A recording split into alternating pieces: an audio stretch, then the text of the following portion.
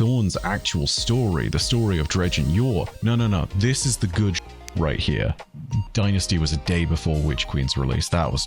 I'll talk a bit about the production process of that for sure. You know, we uploaded it and it processed and finished processing with 4 minutes to spare before the premiere. So, like... It got real close. God, like he was gonna say something pretentious at some point. Reddit was, and correct. You're gonna love this how it guy sounded. is a son of a bitch. I can't believe it. I knew it. I knew he was gonna do it. Hello, everyone, and welcome to another one-on-one conversation with a Destiny 2 content creator. My name is Sax, and today I have the chance to speak with an absolute legend of the Destiny community. For many players, Destiny is about shooting and looting. But if you look deeper, you can find a lore-rich narrative that ties it all together. Unfortunately, the friction of looking deeper is not one that many gamers will endure, which is why the work of today's guest is so valuable. For more than a decade, he has bridged the gap between the known and unknown of the Destiny universe, and man, he sounds damn good while doing it. The one and only Destiny lore daddy, MynameisByf. Thank you for coming on the show, man. My pleasure. And I'm never going to escape that title, am I? I don't know. I guess let's start there. Is that something you want to escape? Is that something you've embraced, or where has that settled for you over the years? So I joke about it because it started completely without my intention.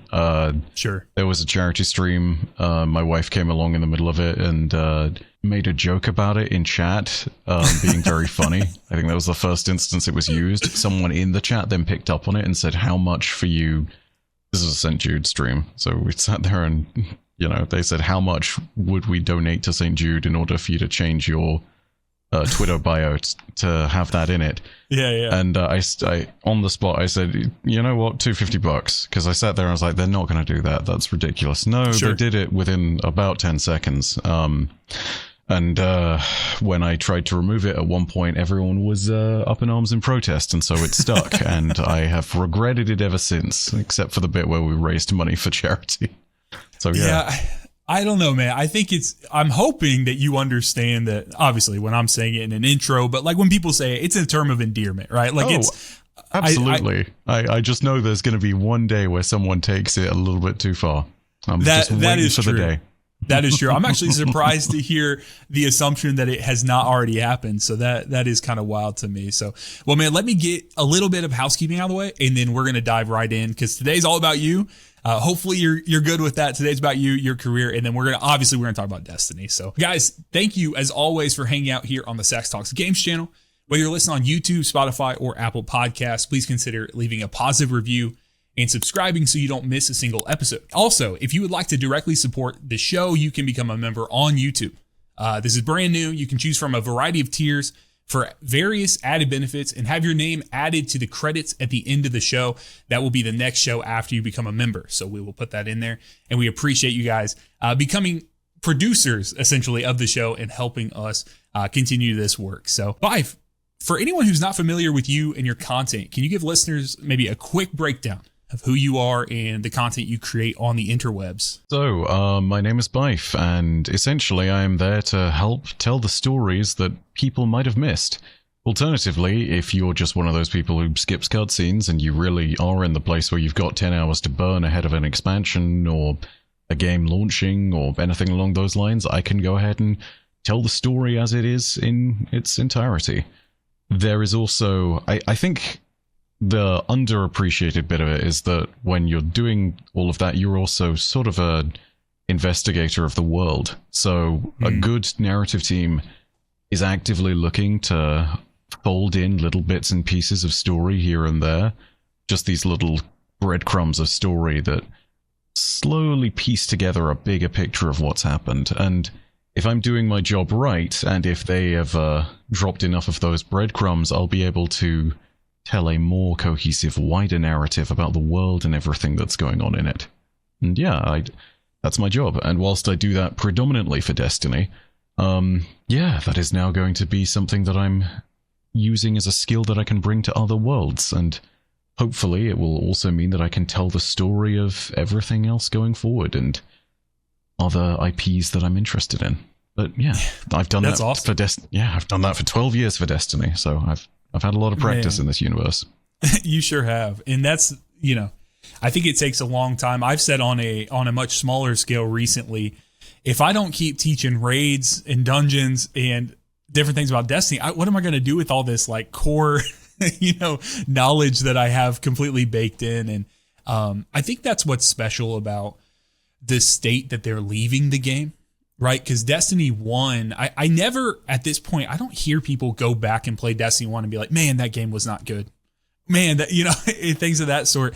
And it's always rose tinted glasses, and then they go back and play it and they're like, no, that actually meets that. And so I don't know if you've delved into D1 anytime recently or anything of that sort, but in my time, I felt that way. And I feel like they're really leaving D2 with a swan song, like they're hoping to tie things together. And I'm really, really looking forward to those random texts, those random DMs that, hey, raid night, like we're going to play that, we're definitely going to get into all of it where things are getting left. But how are you feeling after this announcement? We're about 2 weeks removed from the announcement. Have you been able to process things a little better? Where are you at with everything? Well, to return to the first question really quickly, it's hard to know where things are going to land, but if it is something even vaguely approaching the Age of Triumph that was at the end of D1, then I hope that it will live up to that legacy of just being really solid going into the future. And of course, it's really hard to tell how that's going to work out. It's all something that we'll see when it comes out in the wash. I imagine that just like in Destiny 1, there will be dominant strategies and not everything is going to be perfectly well-rounded, but they're certainly giving it one hell of a last hurrah. Yeah. As for how I've been dealing with it, and processing everything, I mean, it comes in waves, right? Sure. There are moments where I sit there and I've kind of accepted everything and it's exactly as it should be because there's nothing I can do individually beyond making my own content at this point.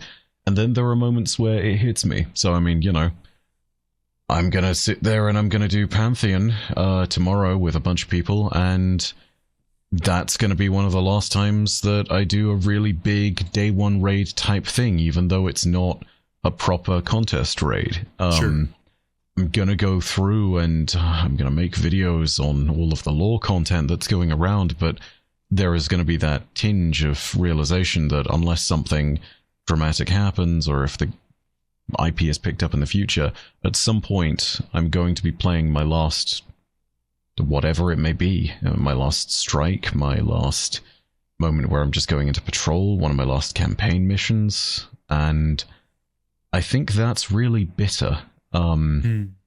It's frustrating as well, because I think what we're all dealing with is the idea that there's going to be this, it's not going to be like there's one final cutoff point and the servers are just gone.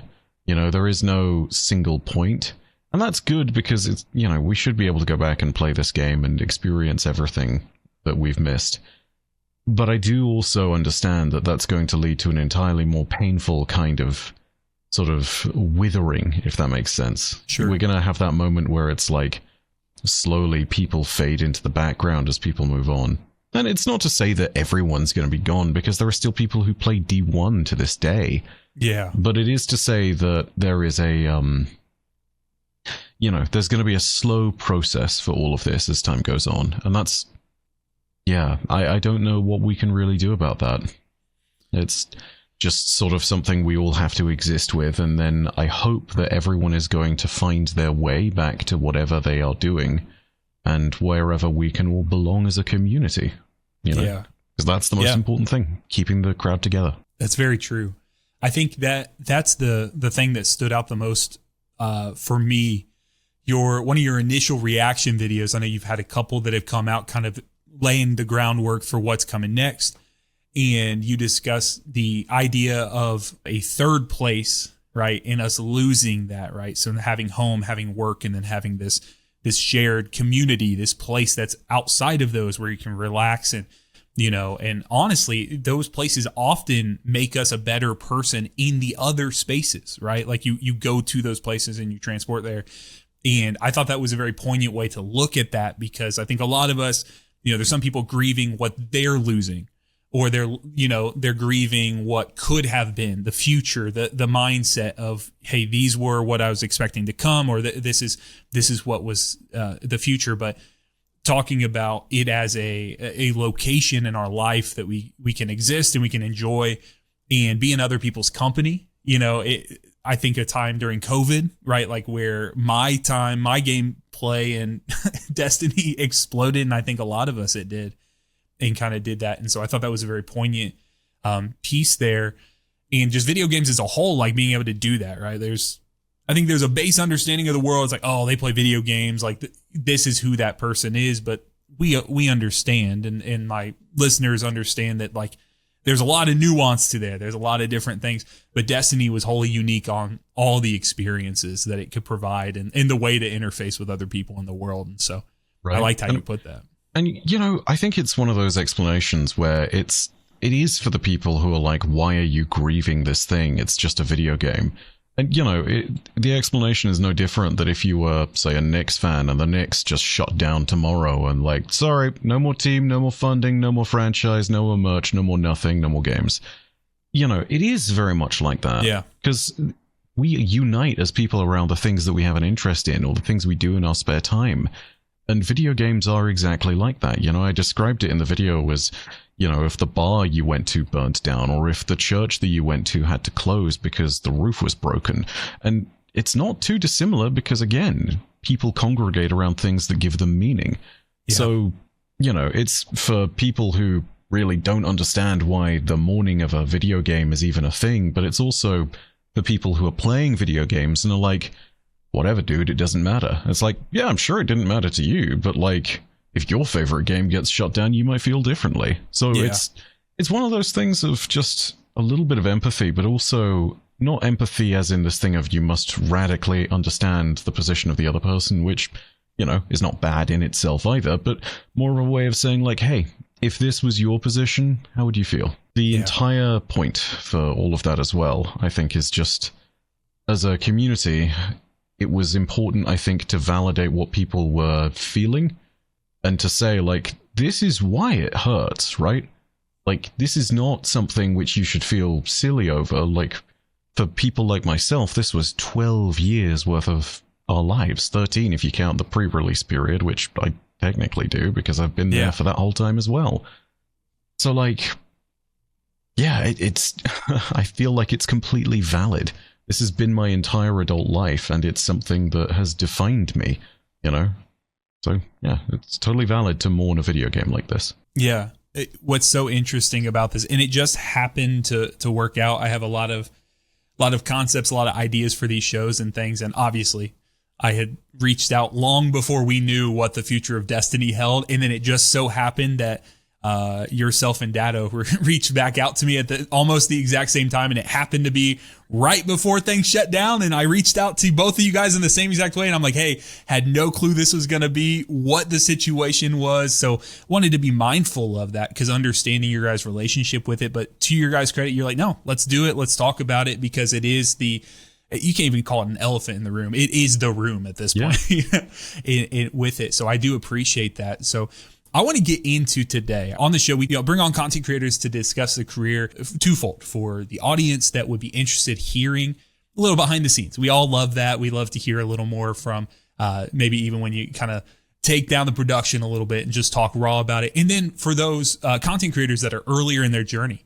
that are where you've been, right? And in wanting to understand maybe what that looks like. And so this is very unique as far as the lore side of things goes, but I want to turn back the clock a little bit if that's okay with you. And then we'll get into Destiny interspersed throughout. Turning things back, what is your history? Now we're going way back here. What's your history with video games kind of like as a whole? And then how did that lead you to being introduced to Bungie's games, you know, at whatever point in time that happened? I mean, I think that realistically, I've always done stuff that has had kind of an appreciation for the ability to create something. Some people who are the OGs will know, but my channel originally was not called MynameisByf. My channel originally was called Reach Forge Network, and that's based on the fact that I used to cover the Forge mode in Halo Reach, hence the name. It's also that thing that very much evolved as time went on because it did not stay that way forever. It also wasn't something that was ever going to last because Halo went the way it did, and I mean, I stuck around for a little bit of Halo 4's life cycle, just as Destiny was getting announced, though, I dropped off because, I mean, Forge in Halo 4 was worse. And I saw a universe in front of me where I was like, oh, Bungie's doing another thing. This isn't 343, this is a Bungie IP. Sure. And it's new, and I get to be a part of this community, and I get to potentially put my stamp on it. And so I wanted to throw myself into that. The reality of that, though, is that I didn't actually become a storyteller for quite some time. Little appreciated fact now, I'm not the original Destiny lore guy. The original Destiny lore creators are a pair of fellows called Sir Wallen and Terramantis. And Terramantis did a few videos, but whenever he made a video, it just popped off. Just really absurd viewership, really massive content.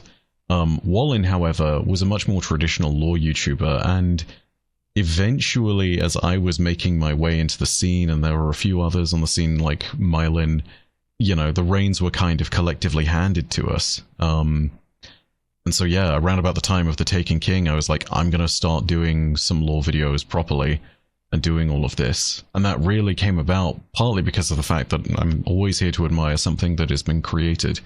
But also, it came about partly, I think, because of spite. Like, I'd been taking a look at Destiny's narrative for about a year at that point. I'd been looking into the lore because there was a massive player base, and the story was objectively terrible in Destiny 1 vanilla. Like, there's no point in lying about that. And then we got an expansion where I was like, ooh, this could be cool, and it was objectively worse than Destiny 1's story. And I sat there and I thought to myself, there's got to be more to this. Like, this universe has so much promise and potential. So over a few days, I just sat down between doing stuff for university and working on news videos, which was the thing I was doing for Destiny at the time, and I would just read the grimoire, and eventually I realized, oh, shit, this is where the real meal of all this is. Like, yeah, you know, you've heard about all this stuff to do with, like, Dark Guardians and Thorn and all this other nonsense, but Thorn's actual story, the story of Dredge and Yor, no, this is the good shit right here. Then it's like, okay, so where do we go from there? What else is there?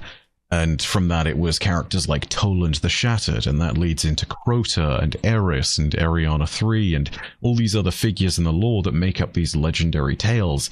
And at that point, I realized that while there is a very low bar for Destiny's story, or at least there was within the first few years of Destiny, there was a really high bar for the actual written lore of the game. And that's what really changed my mind on, oh, no, this is something I should cover. Because at that point, I'd gone from, there must be something here, to, oh no, it is here, and I should talk about this.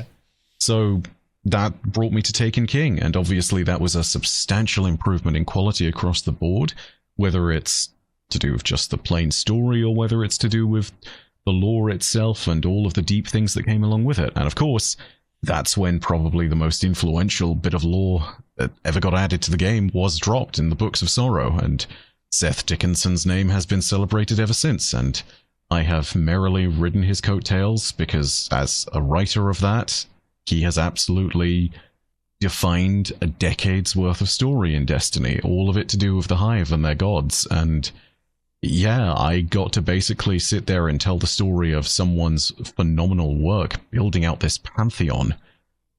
Yeah, at the end of the day, I really am not the same without the phenomenal writers that Bungie either collaborated with or brought into the studio as full hires. And yeah, I think the Books of Sorrow were really the sort of the change in the headwinds that made me realize, like, maybe there is something more to this.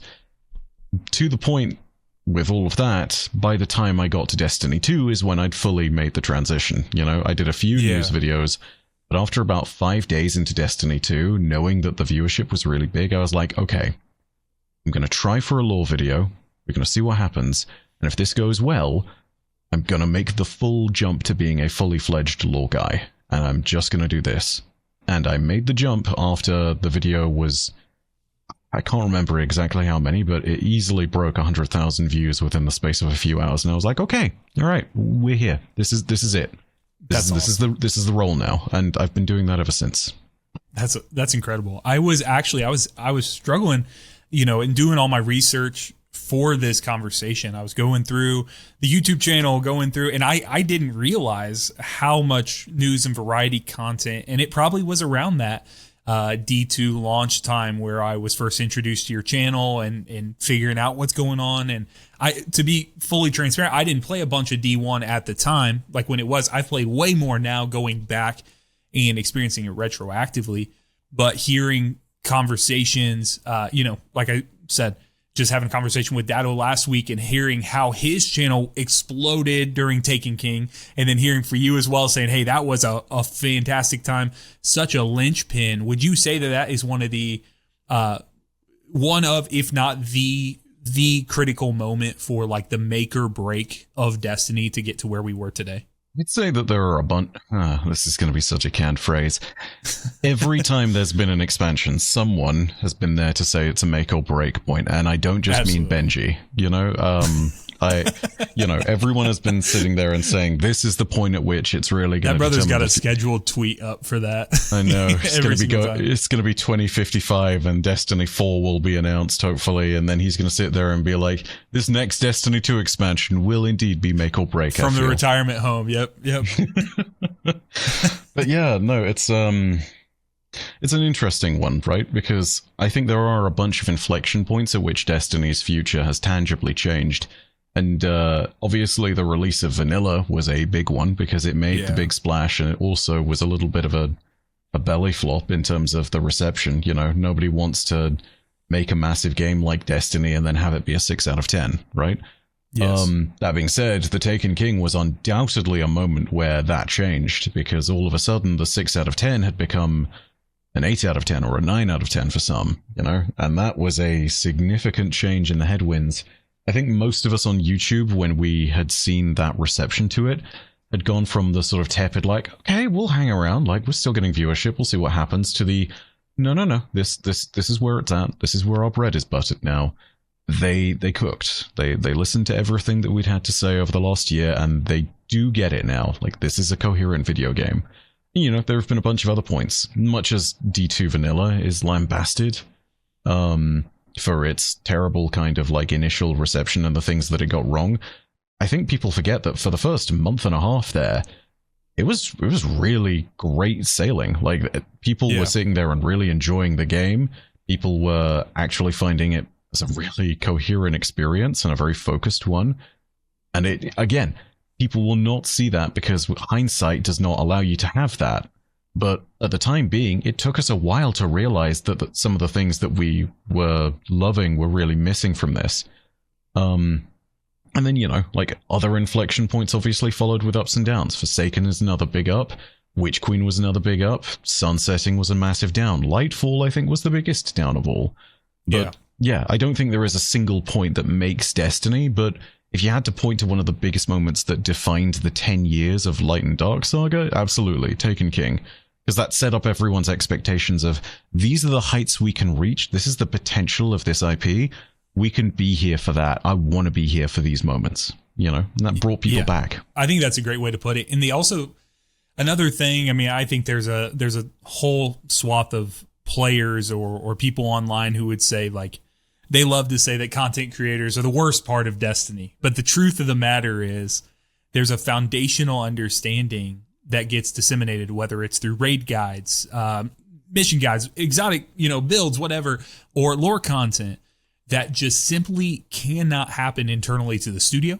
And that has been, in some sometimes formal, sometimes informal, contractually handed over to the content creator community and said, hey, like, run with this, and embraced, right? You see the interactions online. You've had them yourself with the narrative team and different people at Bungie, and the appreciation there for what each other are doing. But it's something like reaching the potential point of, hey, we're not sure that there's enough here even to continue making content on, right? It sounds like that was kind of where you were getting to. I know that's where Dado was at. I know there's other people that were feeling that way around the Taken King. And so I think that's why it stands out to me, because like you said, you're like, oh, we've seen the heights. We've seen the potential here. And now let's continue chasing that. Now, are we going to hit that mark every time? No. But, it's going to be, unfortunately, a moving target that sometimes is a self goal. And sometimes that is sometimes they exceed it. They exceed expectations. But I do find it to be very interesting hearing from people who have been here longer about how impactful that time was. So to hear you just say that as well was kind of reassuring in that. So it makes it for a very special time. Bring in another game that currently is forever held in time at the number 2. There's a quote from a character in StarCraft 2 called Dehaka, and he makes a very inelegant way of putting it, but he says that perfection is an ever-shifting goal. You can chase it, but you can't ever catch. It's either Dehaka or it's Abatha, but whatever. The point being, that's totally true. When it comes to actually finding that line between where content creators and lore and everything should be sort of the mainstay of it all, I think it's important to understand that my career and the career of any lore creator at very least existed in the early day because there was a genuine accessibility problem, which was, as people will rightly point out, the lore wasn't in the game. It was on Bungie.net in these Grimoire cards, and you had to unlock it by playing. And not to say that you shouldn't unlock it by playing, you absolutely should, but it should then be available in-game. And it's telling that one of my tweets where I put out, and it got a massive reception recently, where I was like, more people should have read the lore, I still had some guy who clearly hadn't played since Destiny 1 Vanilla telling me, they should have put it in the game then. And I'm sitting here thinking, wow, this guy has not been around for ever. Yeah. So at the very beginning, at very least, there was a legitimate point to be made about hey, this is genuinely inaccessible for some people and most people aren't going to bother with it. So bringing it to light in that regard was important. Coming to the later stages of the game, I think it's also become more important through a very unfortunate series of choices, which is the seasonal model. Because now, something like the 10-hour video that I did, where I go through every single season, every single plot point that is not included in the major expansions, and how they link into the expansions themselves, something like that is invaluable purely because, that stuff's not playable anymore. Red War and Forsaken's campaign absolutely being the pinnacle of an example of that. And, much as I'm still in the corner of developers like Bungie, I do have to agree whenever someone brings that up, it's a horrific mistake. But, and it's not to say that was a great reason for me to exist, but I think at very least it's a way that content creators have helped to sort of bridge the gap at least a little bit. But no, finding the difference between it at the very core, I think, comes down to the philosophical idea of should you be there to just, as a developer, feed everything to the player? And I think the answer is no, because otherwise that ends up being what most people call boring expository dialogue, where you just sit there and a character tells you the entire history of the world for 20 minutes. And, you may have given them all the lore, you gave them all the context, great, cool. Most people have hit skip on that cutscene. The people who are around are really there for it, but also it might have been cooler, and I know that it's cooler because I've experienced it, for them to piece that together for themselves. And this is the other side to it, though. That does not mean don't tell any story and, fall back to an Exo Stranger thing, because story and lore are two different bits, right? Tell your story coherently. Don't just dump your lore on someone like that.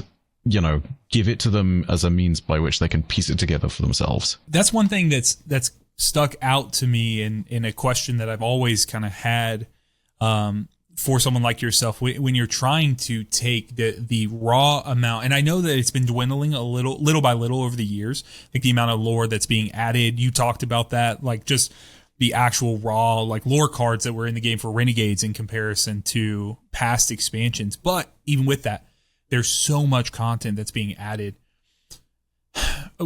I want to talk about being a storyteller and being a discerner of what needs to be shared. How do you go through that process of a new expansion hits? The world's your oyster, so to speak, and you say how have you learned over time where you should drill in deeper? What do you go to first? What makes the sign of a great story to be I need a video. I think my audience is really going to enjoy this. Yeah, that's a great question. So the way I look at it, I think comes down to how I look at lore when it releases, and I think I sort it out into 3 buckets, so to speak. Bucket number one is, this is clearly a very big story in the background that absolutely is going to need to be covered, no question. Like, this is deliberately important.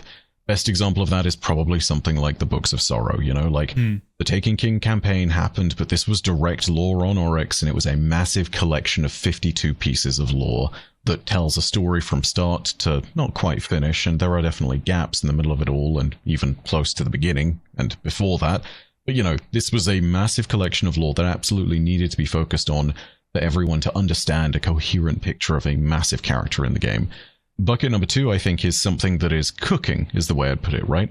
So the best example of that in the early D1 days would have been at Destiny 1 Vanilla's release when we had the lore of The Last Word and Thorn, because something people have not quite appreciated is that that grimoire and all of that lore did not all release in Destiny 1 Vanilla. It slowly got added bit by bit, expansion by expansion. And that's the kind of stuff where you would have started with, I think it was the first 2 cards of Thorn, and then the first 2 cards of The Last Word. And what that ultimately did was it flavored the beginning of that story, and it gave people some really tantalizing bits to attach to.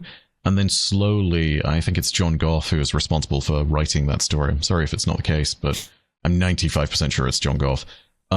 As more of the expansions and more of the releases and updates came out, slowly his writings would get peppered in there. So we'd get bits about Raze Lazir, and people would be like, what if they are connected? What if Raze Lazir was Dredge and Yor?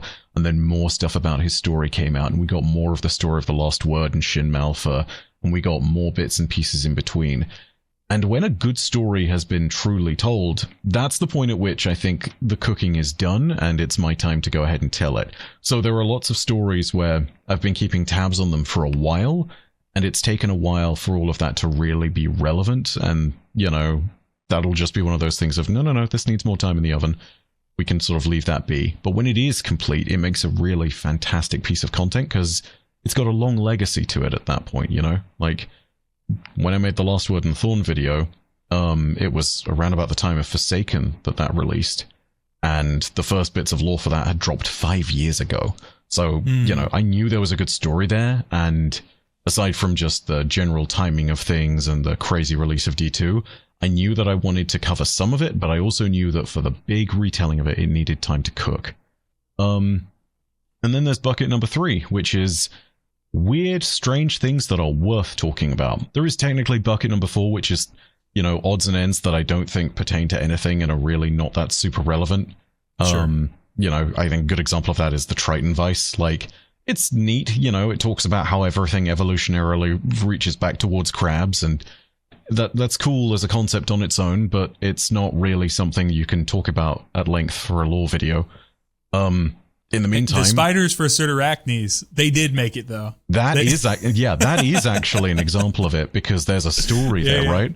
Because sure, that's right. You know, the perfect example, right? Like, this is the singular weird bucket moment, because Triton Vices is just saying, hey, crabs evolutionarily, they tend to be a thing that most people trend towards, or most things living trend towards, and that's mostly all it says.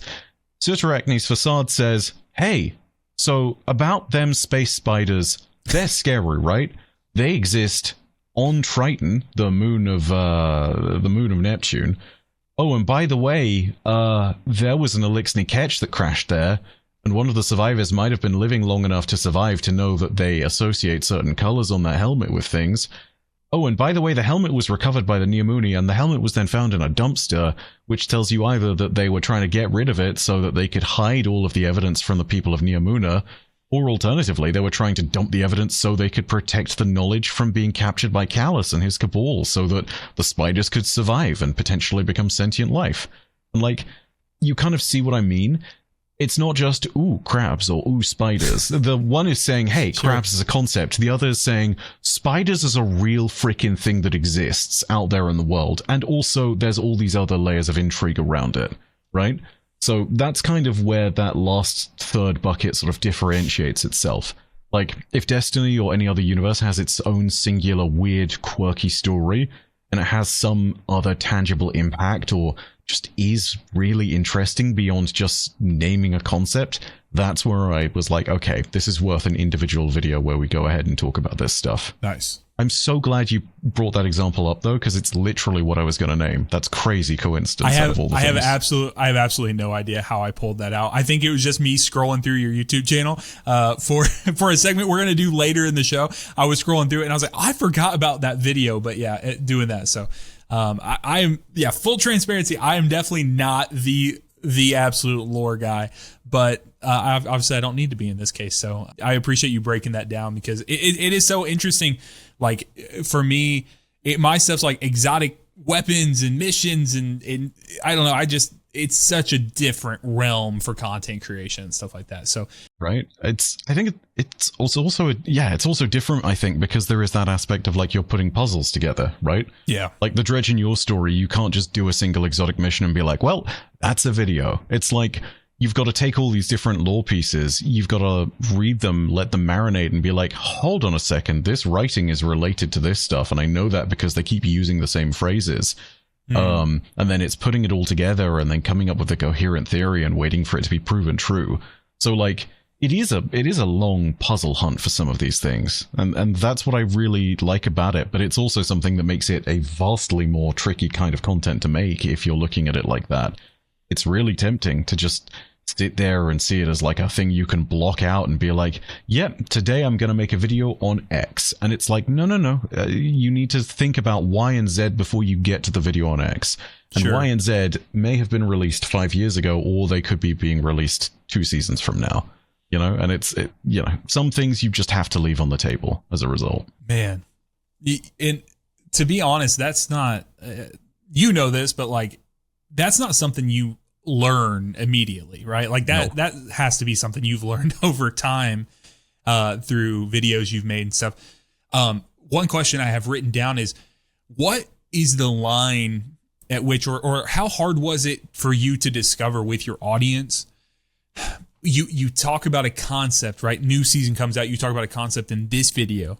How do you understand, or how hard was it to find the place where you're like, okay, I need to retread ground, to make sure I touch on this thing? Or is there can you do a level of assumption of base knowledge in your work? I've always found that very interesting when you're trying to share. I'm rehashing things on my side for my content, so I couldn't even imagine from the lore piece. What does that look like? Oh God, that's actually one of the biggest challenges. How do I best put it? When you're looking at a lore mystery like Dredge and Yore, and you suddenly come across a character like Zyor the Unwed, and specifically you're looking at the rituals of unmaking and whatnot, those are great, cool concepts to talk about.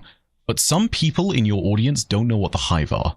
And this is a thing it took me a few years to even realize that I was this lost in the source, but this is something that I'm constantly trying to remind myself of. And there are a few people in my audience who will occasionally get annoyed being like, I know all this stuff, get to the juicy things, and I have to sit there and resist the temptation to reply and be like, hold on, you're at the 6th grade reading level, but there are some people in the audience who are only the 2nd, you know, and it's important to understand that if you are working with those principles, there are some basic bits that sometimes you have to assume you know. Other times you need to build it from the very basic foundation, right? Yeah. I've talked about like, hey, they don't know what the Hive are, but that's an easy jump to make if you sit there and you have footage of you fighting the Hive and you mention them and you're constantly showing them and they are the focus of your footage. It's easy for a viewer, I think, to then put 2 and 2 together and be like, okay, that is a Hive. This is what we're talking about. You talk about Savathun and you do a big single block image on the screen that is just Savathun, and it's like, okay, this is who we're talking about. There are some bits and pieces where you can help bridge that gap. When it comes to the pure assumptions, though, the thing I've had to learn over years is that, if there is even a single name or concept that's out of place, it is sometimes worth going back to first principles over. And to be honest, I think I'm really bad at this. There are points at which I'll make a video and someone is going to mention an esoteric concept in the lore, and I will go straight to explaining what that is without any of the supporting foundation around what that is really kind of getting at and where it comes from.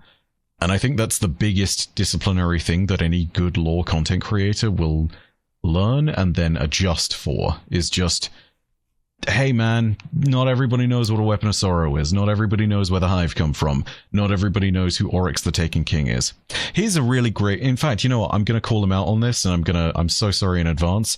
When I need a reminder of how little some people know about the game, not just lore or any of the concepts, but the game, I go back and I watch some of the Jez videos from way back when, and I remember specifically a moment where somebody in like the Lightfall era is doing a thing, and he's like, "No meme, who is Zivu Arath?" And my blood is boiling. At which point, God bless, I think it's Dato or Danielle sits there and is like, "Do not tell me you're actually asking this question." They're like, "Do you remember Oryx?" And he's like, "Yeah." "Do you remember Savathun?" He's like, not really. This is... My blood is boiling, and I'm sitting there and thinking to myself, oh my god, this is what you get for skipping all the cutscenes, you buffoon. But so also, funny. it's the reminder of genuinely, unironically, now that I've called him out, that is your baseline for, hey, where is all of the actual knowledge at for people who are just approaching this for the first time?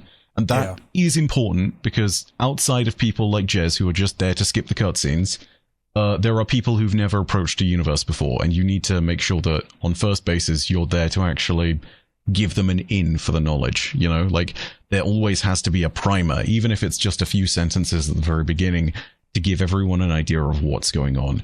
And in my worst moments, I dive straight into the deep lore bits. In my best moments, I can explain from first principles and build up to that pyramid at the top, you know? Yeah. That being said, Jez, how dare you skip all the cutscenes, you son of a bitch. Glad you got sent to Australia, you criminal nonsense. I love that. He knows I'm joking, I hope, but yes. Also, Jesus Christ, man, come on. Absolutely. He's also got shouted out in the last 2 episodes as well. So yeah, unironically, I do go back and watch his content because he is incredibly funny. And man, yeah, that was a lot of the love. Conversation we were having is just like how entertaining, like the vast variety and the canvas by which like Destiny has provided all sorts of content creators to just like create their art, whatever that looks like, just to be able to swap that out. And so yeah, his content and just his nonchalant manner about the things that some people like care about so deeply. And I love that. Like, there's just so many verticals inside of this world that we can care about. And you can feel so passionate about it. Be like, bro, I don't know what to tell you. I just don't care that much about that. So like, that's the joy of it as well, is like this entire game contains multitudes. If you do a cross section of people, take a look at myself, take a look at someone like Frostbolt, take a look at someone like Dato, take a look at someone like Jez. All of us are doing something different at that point, and I think that's brilliant because Destiny is this collective space that provides an ability for all of us to exist in that, you know, and to just do our thing. There's a pretty consistent theme, I think, through Destiny, which is just, regardless of what you're doing, it is technically a place where you can belong, you know, regardless if you're into PvP, PvE, lore, speedrunning, anything. Like, you do have a place to belong. That's awesome. So you define yourself as a storyteller, telling great stories, not just in the world of Destiny, things of that sort, in wanting to, you know, in striving to that, right? Like, it sounds like it took a little bit of time to get to that place, but that once it solidified, it sounds as if, and I won't necessarily put words in your mouth, but like, it sounds as if that was home. Like, that felt like home base now, like you've set into a comfort level with that. Where did your love and appreciation for stories and being a storyteller come from? Was it like parents, teachers, siblings, anything of that sort that pops into your mind of, you know, who kind of introduced you to some of your favorite stories growing up? You know, I'm honestly not 100% sure that there is a single point of origin for that. But what I can tell you is that I had parents that read to me when I was young and read me bedtime stories. But also, I was the kind of guy who would love to get lost in a video game and who would let his imagination run wild with that stuff. You know, if you're sitting there and you're watching someone play through an RPG and you're really invested in the story aspect of it, I feel like you and I tap into the same kind of vein of excitement there, you know? When I first played through the Mass Effect series, I was completely blown away to the point where I was just like, no, I want to understand what this universe is like, because a really good universe makes the controller disappear, makes the pages of the book disappear.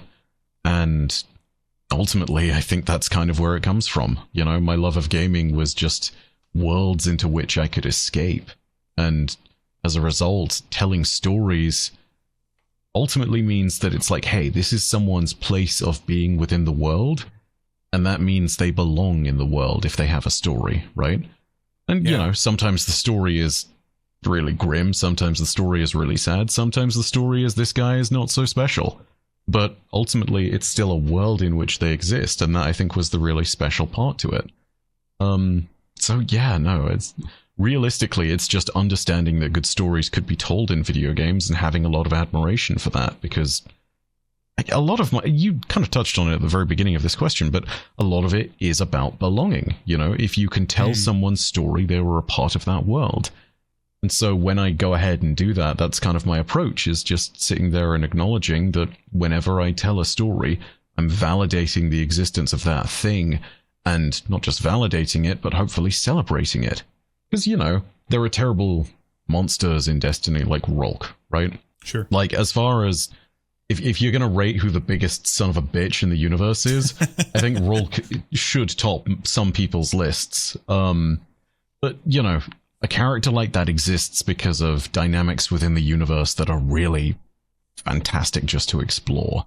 You know, he exists because of the witness and the light and the dark and the, technically, if we're going to go all the way back and talk about like origins of conflict, you know, the Winnower and the Gardener and all this other stuff. And that stuff means that his foundational story has layers to it where you can see how he became what he is or what he was. And that means that the universe has the sort of like credible layers of depth where you yourself could see yourself existing, because wherever there are villains or great heroes, you want to stand either in opposition to them or alongside them, you know? I imagine there's a lot of Titans who feel the exact same way when they look at Saint 14. They're like, I too am an unbreakable wall, and I will stand by your side, and against our bulwark the darkness breaks. That's a fantasy for a Titan. Equally, there are people who read about Wei Ning and hear how she punched a mountain and it moved a tiny bit, and they're like, hell yeah, that's me. Yeah, of course I belong here, you know? This is the thing. I call myself a storyteller, and it's what I do because I think at the very heart of it all, it's a road to feeling like you belong. Either for the sort of personal catharsis or because it celebrates and validates a universe that is really cool, you know? Yeah. That's awesome. I like the way that you put that with in relation to belonging in, because like going back, you know, you hear about like the earliest societies, right? Like the fact that it was verbal storytelling. That is how traditions were passed down. That is how history was passed down before written languages. And so I love the idea of taking something. That's why I said it, put it that way in the intro, because I really do believe it. Like for Destiny, you take the unknown or the obscure, the opaque, and you clarify it for people who aren't willing to do that. It's not necessarily to say that there aren't other people who help or that they couldn't necessarily do that by themselves. It's just that friction, right? Like that level there in providing that value, which is awesome. And to really quickly jump on that too, sure. I should emphasize this. I may have a go at some people for not looking at the cutscenes and not watching more of that stuff and not reading the text that comes up between quest steps and not listening to what people are saying. But like ultimately, those choices, even if they're to not engage with that thing and to engage with one of my pieces of content where I correlate all of that later on, that's still valid, especially in a world where people are busy and have jobs and there's all sorts of other stuff, but also because sometimes that's just not how some people want to absorb a story. Like, sure. I'm the kind of guy where I will happily, as long as it's not formatted and hidden to the point where I literally can't access it. But, you know, if something is all laid out there on the table and it's just like, you have the full puzzle in front of you, go put it together. I'm the kind of person who will happily do that. But that shouldn't be the way that it is for everybody. So it's completely valid for people to just not engage with a story like that and to want it to be told more coherently. You know, it's why I think storytelling is one of the oldest human professions and why I'm really glad to do it. Like, we've been doing this for tens of thousands of years. Why not do it for the worlds we create now? Man, That's such a cool way to think about that. That, taking pretentious perhaps on my part, but like I'm not totally wrong. It's like. I hope I'm not. Cave paintings. Everyone knows what they clicked into today. Yeah. they know you clicked into the guy with the voice who sounds like a smarmy English twat. It's fine. Don't worry about it. You're 50 minutes in, brother. You know what you clicked into. He was gonna say something pretentious at some point. Reddit was correct. You're gonna love this how it guy sounded. is a son of a bitch. I can't believe it. I knew it. I knew he was gonna do it. That's going in the intro for sure. All right, so. So this is along those same lines, but many people, myself included, I like to say that I just don't know how to read, and it's not from a literary standpoint, but I don't know how to read without falling asleep. I don't know how to sit there and read a long time, but I love listening to audiobooks rather than reading. And it seems that you have kind of perfectly tapped into that audience as well. How does it feel to know that you are the voice that many people have come to know and love the story of Destiny through? So like when I was telling my wife just the other day as I was preparing for this, I said, yeah, it's interesting because like when I'm thinking about these stories, I'm not necessarily thinking through like imagining like voice actors or like voices. I'm like, no, usually it's just Byf telling me, what this was. And I do. When you think about that, like people listening and hearing the story, how does that feel? Just like, do you have a level of appreciation or like, I guess, how do you react to that? This is going to sound a little bit weird. I try for gratitude on that, but it's still fundamentally a strange thing, but that's purely on the basis of how many people are saying that, right? Sure. The brutal reality is that without people watching my content, listening to me explain the lore and story of these things, I don't have a job.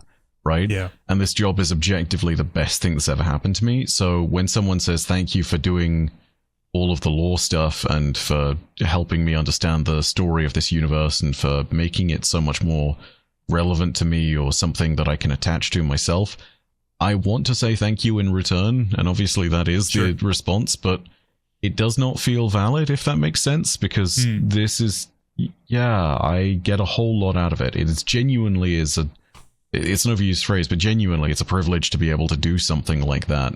Because here's probably one of my favorite examples of a comment like this that I help kind of demonstrates it, which is lots of people have walked up to me at conventions like GCX and said, hey, thank you so much. I fall asleep to you all the time, man. Which to some might sound like, wow, thanks, brother. I'm so glad that you find me so interesting.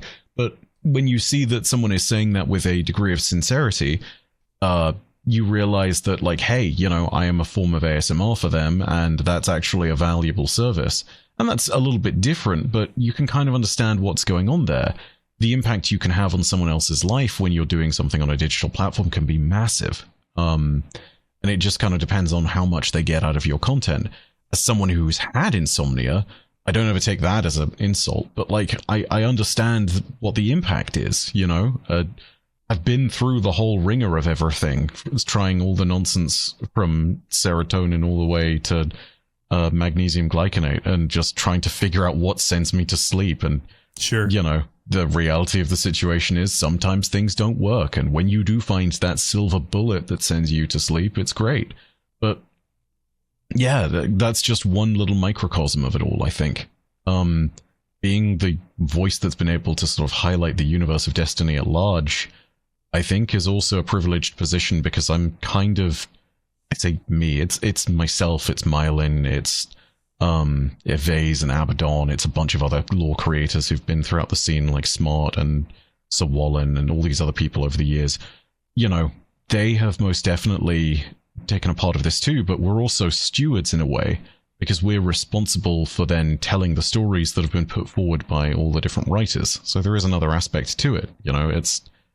It's a great privilege, but also there is a little bit of a responsibility there. I'd be remiss if I didn't sit there and say that, like, not only do I owe my job to them, but also when you get to this point, you kind of look at some of the things that they're writing and building as these. It's almost like a child in a certain way. You got to cradle this thing and be like, okay, I got to represent this thing properly and do right by it. I mean, I remember when I spoke with Alison Lurs on one of our interviews about Lodi, you can tell by the enthusiasm that Alison has and just purely by how she reacts to the world and how seriously she takes things that there is no world in which she didn't care about Destiny, but there is absolutely the world we live in now is absolutely one where she has brought all of the kind of passion that she had into the characters that she helped to create, you know? Yeah. And I think the most revealing thing about that was Lodi, and that's the biggest reminder for me. Like, when you sit there and you tell the story, and in particular, when you tell a story about a character that someone has helped to create, you are very much taking on the work that they finished with their creation and helping shepherd it into the light of day. You know, it's not completely our job. It could exist without us entirely, but, you know, by touching on the story and lore of this thing and sending out a video that will expose hundreds of thousands of people to it, all of a sudden you've created this thing, and it's a very different kind of, you know, it's basically an interpretation of something. So you've got to make sure that there's credulity to it, you know? So yeah, there's privilege to it on the one side, but there's also a bit of pressure, you know? You got to make sure that you do right by people. The next piece to that I wanted to ask you about is Destiny is just completely, I mean, it's almost greedy at this point, the amount of amazing voice actors that we've had. Yeah. Just grace, you know what I mean? It feels like a sin for how many incredible voice actors and artists that have worked on Destiny. And for someone like yourself who is you're voicing the unspoken lore, how impactful, like, your approach to that, has it been? Just kind of taking the notes off of people like Lance Reddick, rest in peace. You know, Morla Gorondona. We have Joshua David King, who just came in as Oryx. You know, Brian Villalobos as Lodi. You know, coming in. These are just a few, right? Like, we have so many incredible. Like, what have you taken away, and have you had any actual, like, meaningful interactions with some of these voice actors that have worked on the game? Yeah, a few here and there. I wouldn't say that there are crazy long-standing moments at which I've been reaching out and have been in constant contact, but also I feel like there is it's part of the reason why for the longest time I didn't reach out to the devs on a regular basis with that either, because this is totally not the right phrase for it, but I hope you understand what I say when I say that it felt like mixing church and state. Like, it was a little bit like, hey, their realm is theirs, and if I jump into this, it's a weird kind of conflict of interest, and I don't want to be at the point where they don't feel like they can be friends because they can't shoot shit about their work. That being said, oh my gosh, yes, absolutely, so many of them inspired the way I do my work. I would not... the most recent, of course, is Brian Villalobos, and Brian is an absolute gentleman. He is so much fun to be around, and unironically, I think that when you look at Brian and you look at Lodi, that is a very thin line between the two. Like, he is authentically himself whenever he plays Lodi, and that's really wonderful to see. And it, I think, in the more recent years has shown me that, like, hey, this is how you can bring some authenticity and humanity to a role within a universe that is filled within some of these crazy concepts of, like, hey, space magic is real and all that. You know, it's very grounded, and I think I've been blessed to know that guy in particular. But the biggest influence, without a doubt, without even a second thought, is Morla Gorondona, who, of course, is responsible for voicing Eris Morn for the last decade or so. The early things that we saw of Eris, Dark Below, Taken King, you'll notice that whenever Eris speaks, it's less dialogue and more sermon. And that's not in a bad way of saying Eris is a really preachy character. No, she is telling you about the liturgy of ruin that was conducted by an evil hive, and she's telling it to you in this manner because it matters and it's dangerous, and she wants to put that point across. And oh my god, my early storytelling was absolutely like that. I told the early lore of Destiny less like a video format and more like a religious scripture, because that's the kind of lore that was really resonating, was really good in Destiny. I mean, unsurprisingly, it was all to do with the Hive, or most of it was to do with the Hive. And as a result, Morla's style of delivery became iconic, for me at very least, because it fits perfectly with the idea of who they are. And they were unironically the greatest threat that we'd faced in game at the time being, but they were also the best narrative threat that we'd ever seen. And so I based a lot of my style on that, because in game I saw myself as a warlock, and that very much was something where I felt like it was right for someone who was telling the story and trying to give you the deeper secrets of the universe. That's literally the entire shtick of a warlock. And, I do kind of try and base the videos a little bit in that idea that, the reason I say Greetings Guardians at the beginning of a Destiny lore video is because I am telling it to you from the perspective of one Guardian to another, right? And that isn't always held true. Sometimes you deliberately and immediately shatter the fourth wall and you have to talk about a real life thing. Like, sure. Keitel and Savathun have been on Twitter, that's there's no way of getting around that. That's just the moment where you break it for the sake of telling the story. But from the pure thematics point of it, absolutely, Morla Gorondona was a huge opening inspiration. I absolutely have to agree with you, though. We are so spoiled when it comes to voice actors. So spoiled. All the way down to the very last few editions that we got in Renegades, and all the way from the beginning, and you mentioned Lance Reddick, but I'd also, I think it has to be said that no matter where you see impact from one of these characters, if they have been around for as long as someone like Hugh was, it's really telling. Because all of a sudden, that character comes back in, and the whole of the world sort of stands still for a moment. It's the biggest compliment I can give to Keith David, that he maintained that sort of essence of who Zavala was, and the way that he sort of momentarily could speak and have the whole world revolve around him. Something that Mara Junot, I think, is the voice talent who's behind Ikora. It's something that she does well too. Yeah, it's, man. It blows me away, like, doing that. And they've brought the quality of the cutscenes, right? Like the fully acted. I was so impressed by the Edge of Fate cutscenes that they put in there. Not that Renegades weren't great, but just the way that they intertwined these, these past history for us, into what was happening in the present day, especially with Ikora's story and just everything that was going on. It was so impressive, and it really, I think it speaks to the testament of just like the magic of video games, because it's what you said earlier. It's like, okay, well, this story is something that I want to get lost within, but it's very easy for a game dev to do something. I think of something like a Starfield, right? Like they've laid the groundwork for what could potentially be this like incredible situation. However, you take 2 steps in any world and you're hitting another loading screen, just like stop.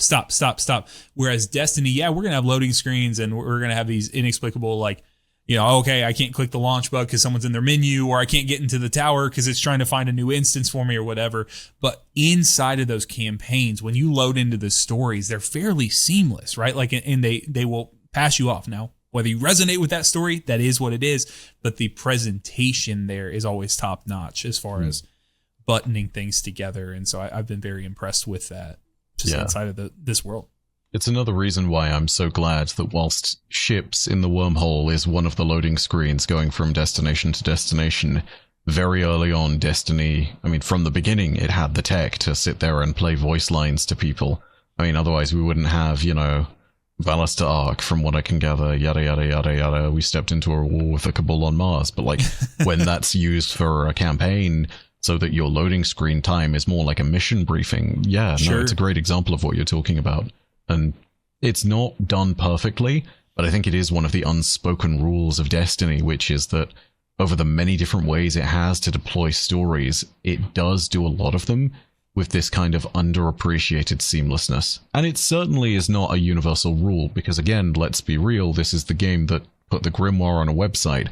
But I think we can differentiate between lore and story here, because opening up a lore book in the menus is also very disruptive to your story experience, and is not story, it's lore. You know what I mean? Sure. I think the only exception you could have for that is, and this is not a thing that exists, but, imagine a UI element where you open up a desk and read a note, and it's all in your menus, and you have to load that. Like, equally that would be something that's disruptive. But no, they've done a really good job over the years of making sure that it does feel seamless like that. They've touched a little bit on that. Unfortunately, it seems like we might not ever get any more of that, but they've touched on it just a little bit in regards to how they handled the the Aeonian campus. Hopefully I'm saying that right. I've gotten that wrong in the past. And then, renegades, right? Like going up to the individuals that are in these social spaces and then having these, they're almost like a blend for me of like a Mass Effect / Bethesda style, like just how those characters come up in what you're seeing.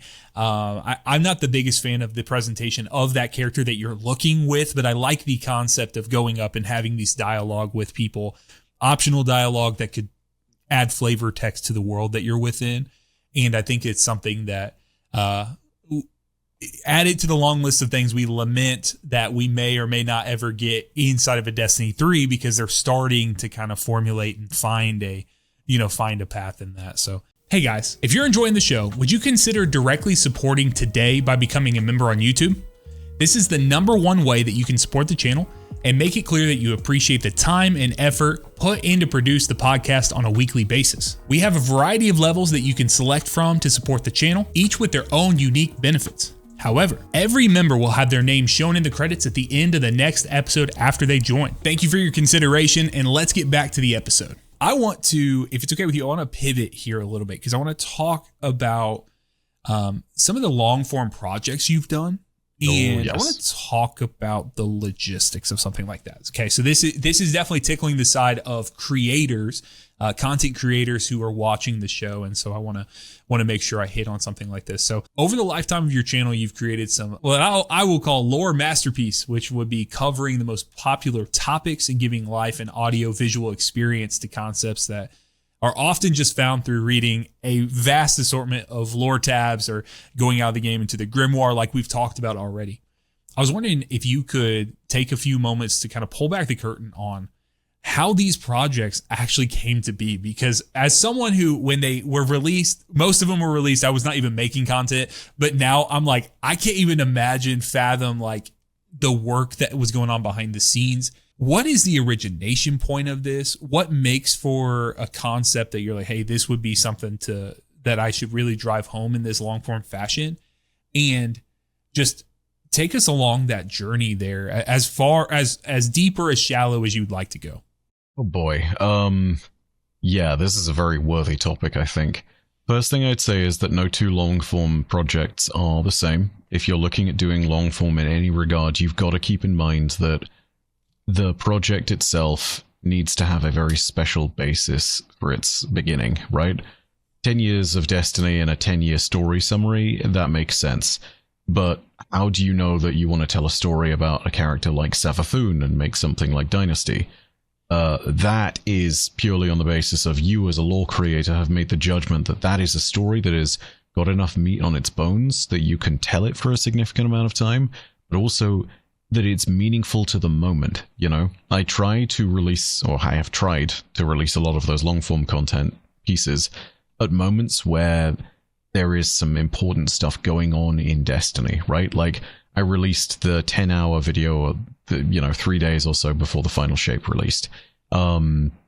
Dynasty was a day before Witch Queen's release. That was, I'll talk a bit about the production process of that for sure. It's about finding something special, and it's about finding the right moment to deploy the story of that particular thing and to talk about it in that manner.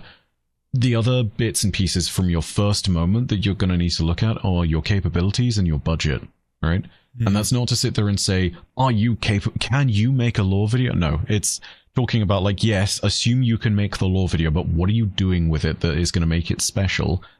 And also, how much budget do you have to make that happen? Dynasty, I think, is a prime example of this, as is the complete story. Actually, no, complete story 10-hour video is probably better, because from the very beginning, I talked to my agents, and I was like, look, I know I want to do this massive thing, but I want to be able to get art done with it. I have an artist in mind. I also want to get like a tiny bit of animation, but all this costs money. So can we see about getting a sponsor with this? And, they pitched it to some companies. They built a deck for it, and in the end, we signed a deal, and the sponsor money is the reason that all of the art from Aslar exists in the first place. Flip over to something like Dynasty. I had been stockpiling funds from Patreon for a while, and I knew that there was this big pile of cash that I had in the background that was specifically always going to go to an artistic project. And even with that, there was more that was going to be needed for it. So there was a flat cash injection that just needed to happen. But I was motivated to do it because there was this suite of people coming along, people like Drexis Animations, who now works at Bungie, and they were all just very talented animators. And they'd done some brief work for me on another video at the very beginning of the Complete Story of the Darkness video, where it was just a little 2-minute thing where it was my guardian going inside a pyramid ship. And I sat there and I was like, okay, so what if we did this and then also got an artist together? And what if we used it to tell stories that have never been seen before?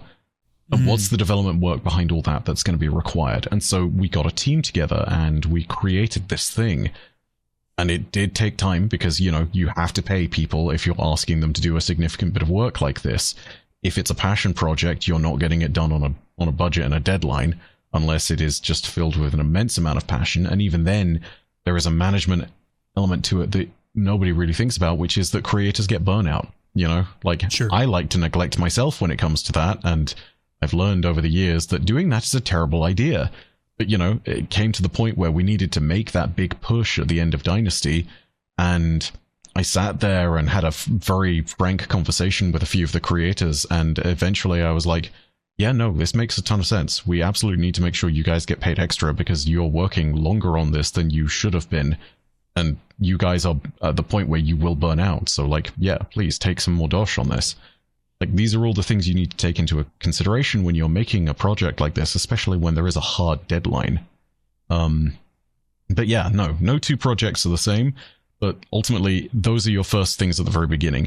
Is it a story that's worth telling? How do you want to tell it? What are the capabilities you have to actually tell it? You know, whether that's art, animation, just doing audio, just doing sound, and also how much budget do you have? From there, I think the biggest challenge is just the wholehearted role of being a producer. This is the bit which I loathe. I hate it because it's basically taking all of that executive function that I'd love to use to make a video instead and to tell a story.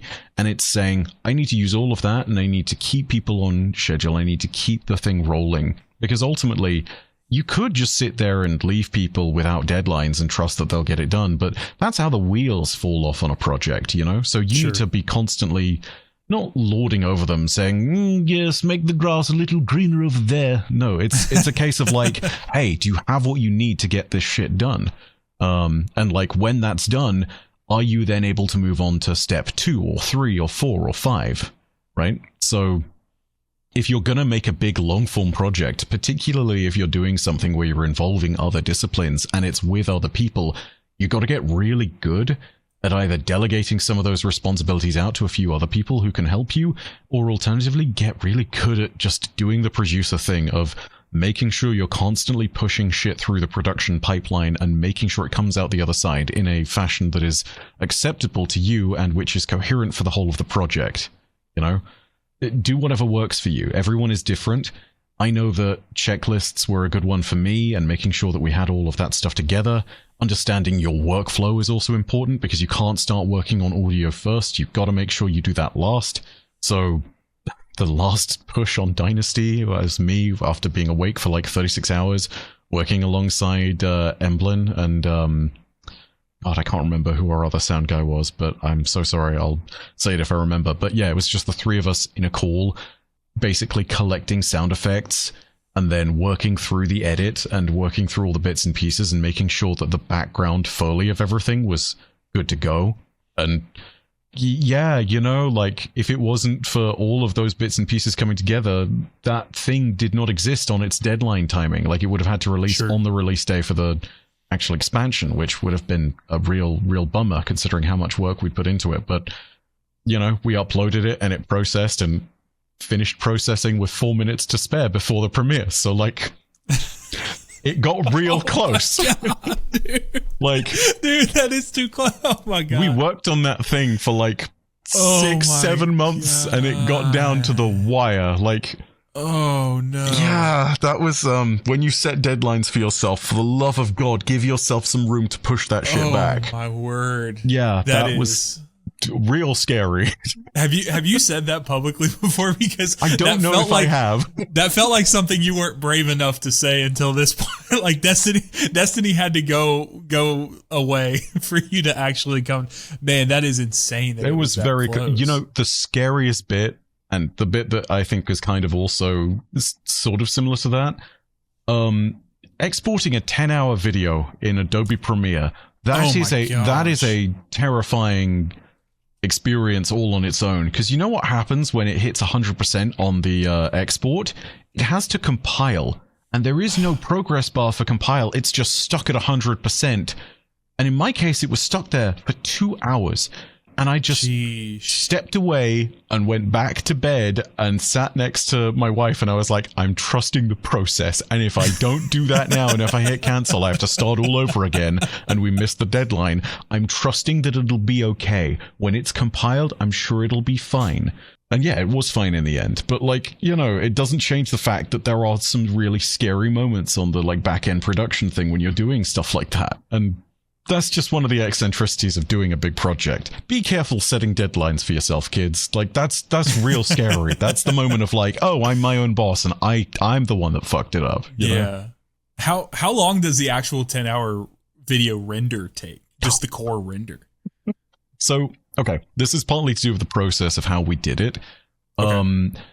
We knew that Premiere was going to be, because this is the program we were all using for this, we prepared for this, because Premiere, if anyone has used it, they will know that it is only slightly less temperamental than something like Sony Vegas, and at the best of times, editing suites can be right bastards to work with, you know? Sure. So we specifically sat down and looked at what the easiest format for Premiere to render was, and realized that it was .mov files of a very specific codec type.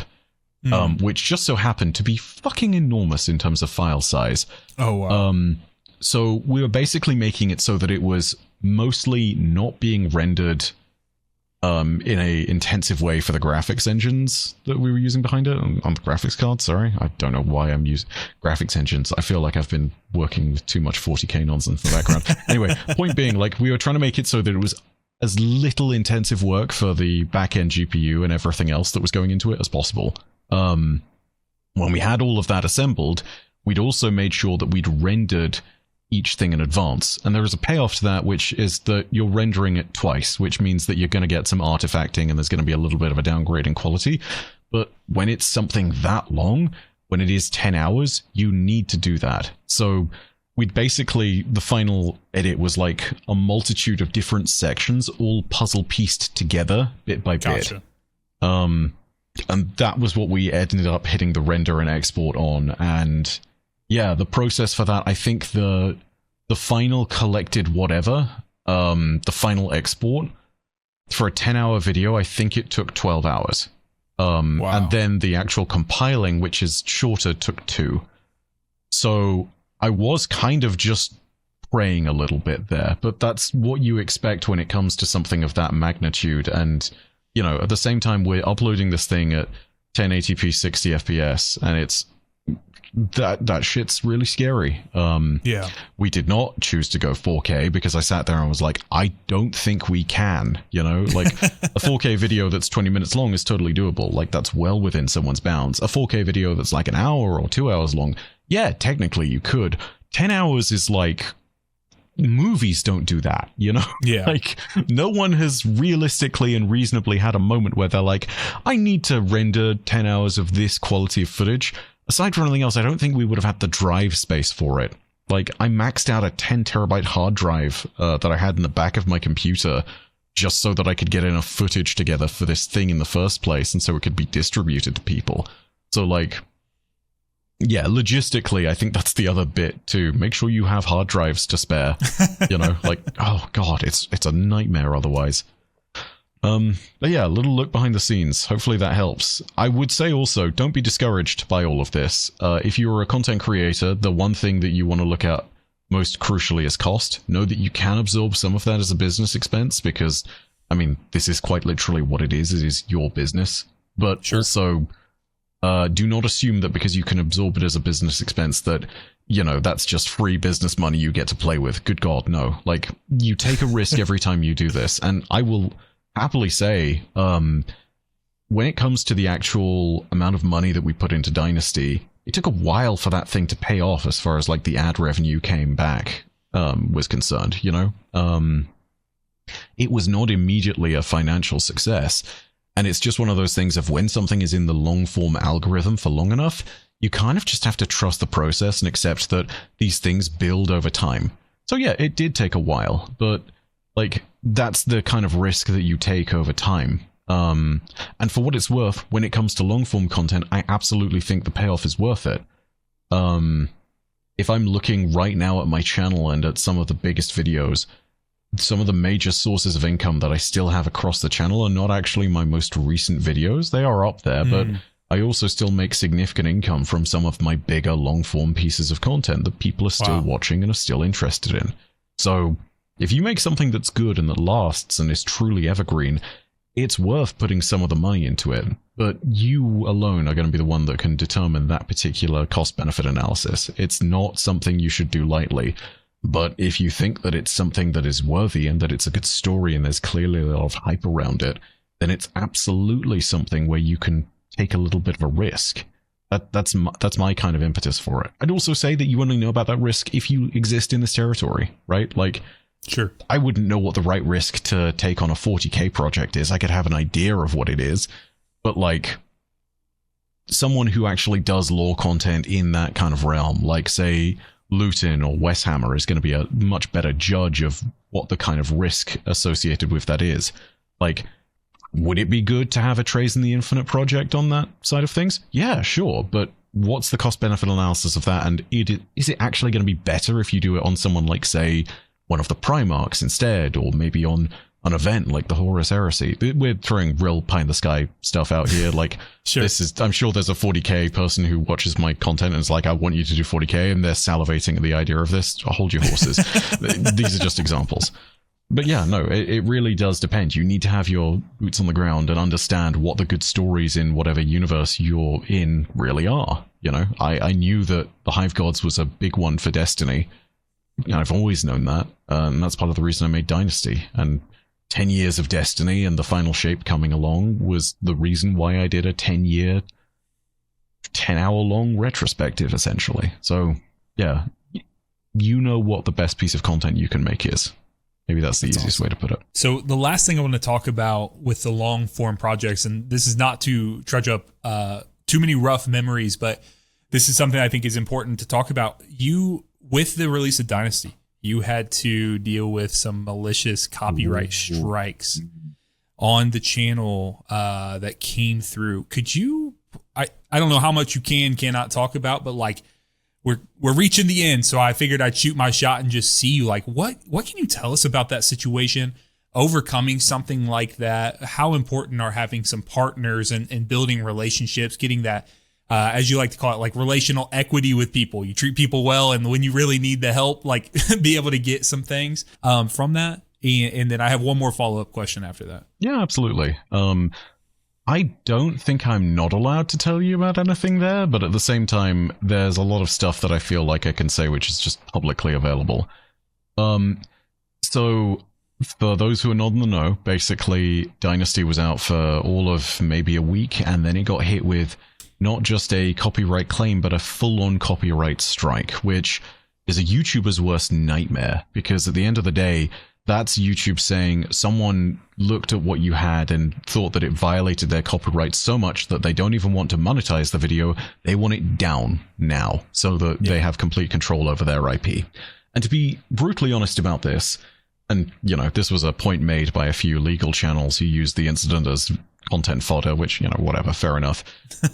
Content nowadays does exist in that gray area of technically you are always covering someone else's IP, because I don't own the rights to Destiny. I don't own the rights to Destiny's content. The understanding and the mutually beneficial relationship that exists between publishers, developers, and content creators is that when a content creator covers a game, generally it is better for the game and they get to make money. It is a positive sum game for everybody, which is why, even though it is a legal gray area, companies happily allow it to exist. Now, As it turned out, this copyright strike came through from an agency that Bungie commonly uses for their IP protection services. And you know, if you upload a full Destiny trailer, you would probably get copyright struck by this particular group that was working and filing the strike on behalf of Bungie. For what it's worth, Bungie's legal team that I worked with back in the day, they're really good about things, they're very responsive, they understand the territory, and they're really good at their job. God forbid that you go up against Bungie's legal team back in the day. Those guys and gals would have been cutthroat. Like, they understand the territory and they're very good to people who are good with the community. But if you fuck around, you will find out. As it turns out, they realized at first that this copyright strike had absolutely been filed in error. So I was awake at whatever hour I was, and I was in communication with... it was Hippie at the time, who was the community manager, and also Chris, aka Cosmo, reached out to me, and everyone was basically being like, this is not us, this did not come from us, we will make sure this is fine, we will get this sorted, we will get it back up as soon as we can, we will also investigate how this happened. Turns out it was just some kid being really, really shit about things and trying to copyright strike myself and a bunch of other creators. I think Cross was also involved. Yeah. To be a bit of to try and make some point about something. The end result of that was basically that, like, yeah, he was taken to court for an excessive amount of money, but it was more of the point of, like, this is the damages he's inflicted, and there's no way we can realistically take this from one particular person. Like, I think, sure. I don't know this because I don't think I saw the actual filing, but I'm pretty sure he would have ended up doing community service anyway, because it's like, Bungie's objective there, when he was doing it, and he was clearly a bit misguided, was not to try and take this guy's house, you know? Sure. But in the end, the thing that did get highlighted, at least for me, was just the fact that, for one, Bungie's community team were 10 out of 10.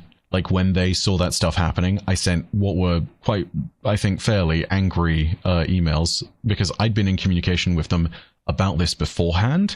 Not this incident, so to speak, but about Dynasty, and saying, is this okay to do? And effectively, the answer was, yeah, absolutely. Please keep doing fan projects. We love that you're doing this. And then to see this happen, it was a little bit like I'd been betrayed. They immediately clarified the situation and were like, no, we don't understand what's happened here either. This wasn't us. So instantly it became less of a thing of, how could you betray me, to instantly, okay, so we're on the same team. We got to figure out what's happened here. And that's really good, because there are some community teams out there for other games that just frankly, I don't think give a damn. I think Bungie gets some slack from people who know, but they also get a lot of hate from people who don't. You know, it's very easy to point to a really good community team out there and a good team that's backing them. Warframe's team, for example, like Reb and Megan have been leading that shit for years, even when Reb has stepped into a role of creative director, I believe. You know, she's still on top of things and she's bossing it. And 10 out of 10 for them. Like, they're a model example of it. But in the background, even though people will happily throw hatred at DMG and Cosmo, I think they have actually been great stewards of this community. And not everyone sees that, because everyone likes to meme on, like, let's get this momentum going, or shit like that. But, like, these people bleed Destiny. And even if it doesn't come through for people immediately, I think it's always worth pointing out that the moments where they can't do things are not their fault necessarily. Like, sure, there are some points at which everybody fails, and there are some points at which people make mistakes, but broadly speaking, over the span of 10 years, we have been incredibly fucking lucky, you know? Yeah. And I stand here with a perfect example of exactly that kind of moment. Knowing, and people at home may not know this, but, like, there's this weird vibe to, like, video comes out and then having, you know, you're trying to miss any kind of, like, roadblocks or situations that would cause it to stop, you know, momentum to slow down, things of that sort. And I remember this sense of, like, hey, this is a massive project, massive investment going into it, not only, like, monetarily, but time into it. Oh, yeah. And I was just wondering, like, what has it meant to see, like, the community rally back around that project? You know, after that, did you see substantial downshift in maybe viewership compared to some of the other projects you had done due to something like this, the copyright strike? Yeah. And how has that played out over time? So in the long run, it has kind of trended back, but I'll be totally honest. I was asked at a certain point to sort of analyze how much damage that had done, and I did the number according to what the projections were, and assuming that things trended in the same direction they were going, and like it's a pretty penny for how much I lost, because if your video gets copyright struck in the algorithm, YouTube is like, oh, that's bad, we're not recommending that to anybody.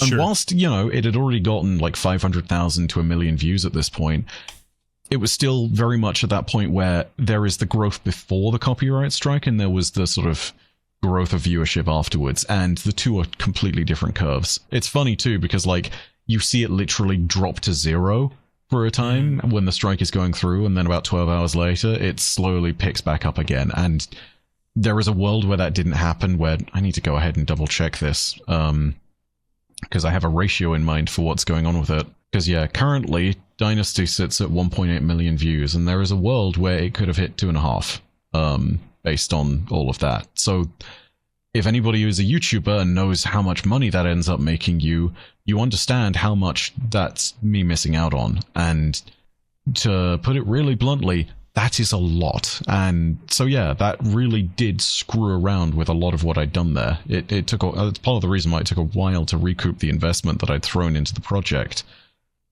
To say that I was royally pissed would be an understatement, you know, but this is the thing that people don't think about when they're making foolish copyright strikes against people like that. And yeah, you know, like again, this is the other thing too. It's part of the reason why content creators should always look into sort of alternate revenue sources. It's rich of me saying that now when my entire channel was based on Destiny, but like, you know, Sure. it's why now I'm really focusing on nurturing my Patreon, because you know, this is just another example of how if you're not nurturing alternate revenue streams, you will ultimately run into trouble. And the copyright strike incident there is just another example of how that really went bad, you know? Yeah. Well, I appreciate you kind of diving into that. I always hate to talk about the, you know, the negative things, but I think that there's a lot of illumination that can be found in that, right? Like for people, it's a situation that we hope no one's going to have to go through, but if you do happen to find yourself in a situation, I think it's key to understand that like every path you cross, every time you're talking with community teams, or, you know, if you don't make content, maybe you make content, but it's not about a video game, but like the opportunities you have to be just a genuinely good person, to interface with people, to, hey, scratch someone's back or do them a favor, things of these sort. Don't do it from a place of, oh, well, I need to be able to extract something someday. It's like, be a good person, then hope that has been recognized someday if you come along a negative situation like that. And so that's why I found value in talking about something like that. So I appreciate it. Yeah, no, 100%. I got to double down on that point too. Like, if you're looking at everything in the content creation world as a contractual relationship, you are already looking at it the wrong way, and you need to change that attitude or bug off out of here. Like, seriously, that is not how this shit works. At its best, you are working within a network of trust, and you understand that there are some limits to what you can do, and people respect you for respecting those limits. And it's all done not because, oh, that's the most I can get away with, I guess. It's done because you are being decent human beings, and as a result, you are receiving that in return. And that's how these things should fucking be. Like, I hate that I have to sit there and explain it, but people who want to just become content creators and look for the quickest path to fame, it's a very easy way to get your brain cooked. You know, because there are bad lessons you learn immediately from that mindset, which is things like, you know, controversy and all of that is not only fame, but also success and also money. And, you know, shit like that is a really terrible way to go down these things. It is definitely a slower path to building up what you have, but unquestionably it is for the better. Yeah, just treat people with respect, you dummies. Like, don't... Oh, I don't know if I'm allowed to say this particular one, but don't be a, you know, like, just don't be an asshole. It should be that simple. We might throw a well-locked sound over that one, but I love it. So coming off the high that was the Witch Queen, okay, it felt like Bungie had the world in their hands with Lightfall. It was everything there, the culmination of, you say it throughout different videos. You hear different people talk about like the promises that they're made. They're trickling along the way, moving forward. They had this high-powered, high-profile sponsored streams, marketing bonanza, reveal of Strand. Like, it felt like everything, man. Everything was just bubbling to the surface. And then when push came to shove, we realized that they severely missed the mark from the narrative perspective. And you gave an honest yet scathing review of the campaign, which then went on to trend across YouTube, which you've talked about how that was very bittersweet. I mean, I think that was more bitter than sweet for sure. On that, as you were playing through Lightfall for the first time, what were there particular moments that came to mind that you were like, oh shit, we're in trouble here? Like, is there anything that still sticks out to this day? So I didn't know in advance or anything, but I knew from having played previous Destiny campaigns that at most there'd be 9 missions, there'd probably be 8.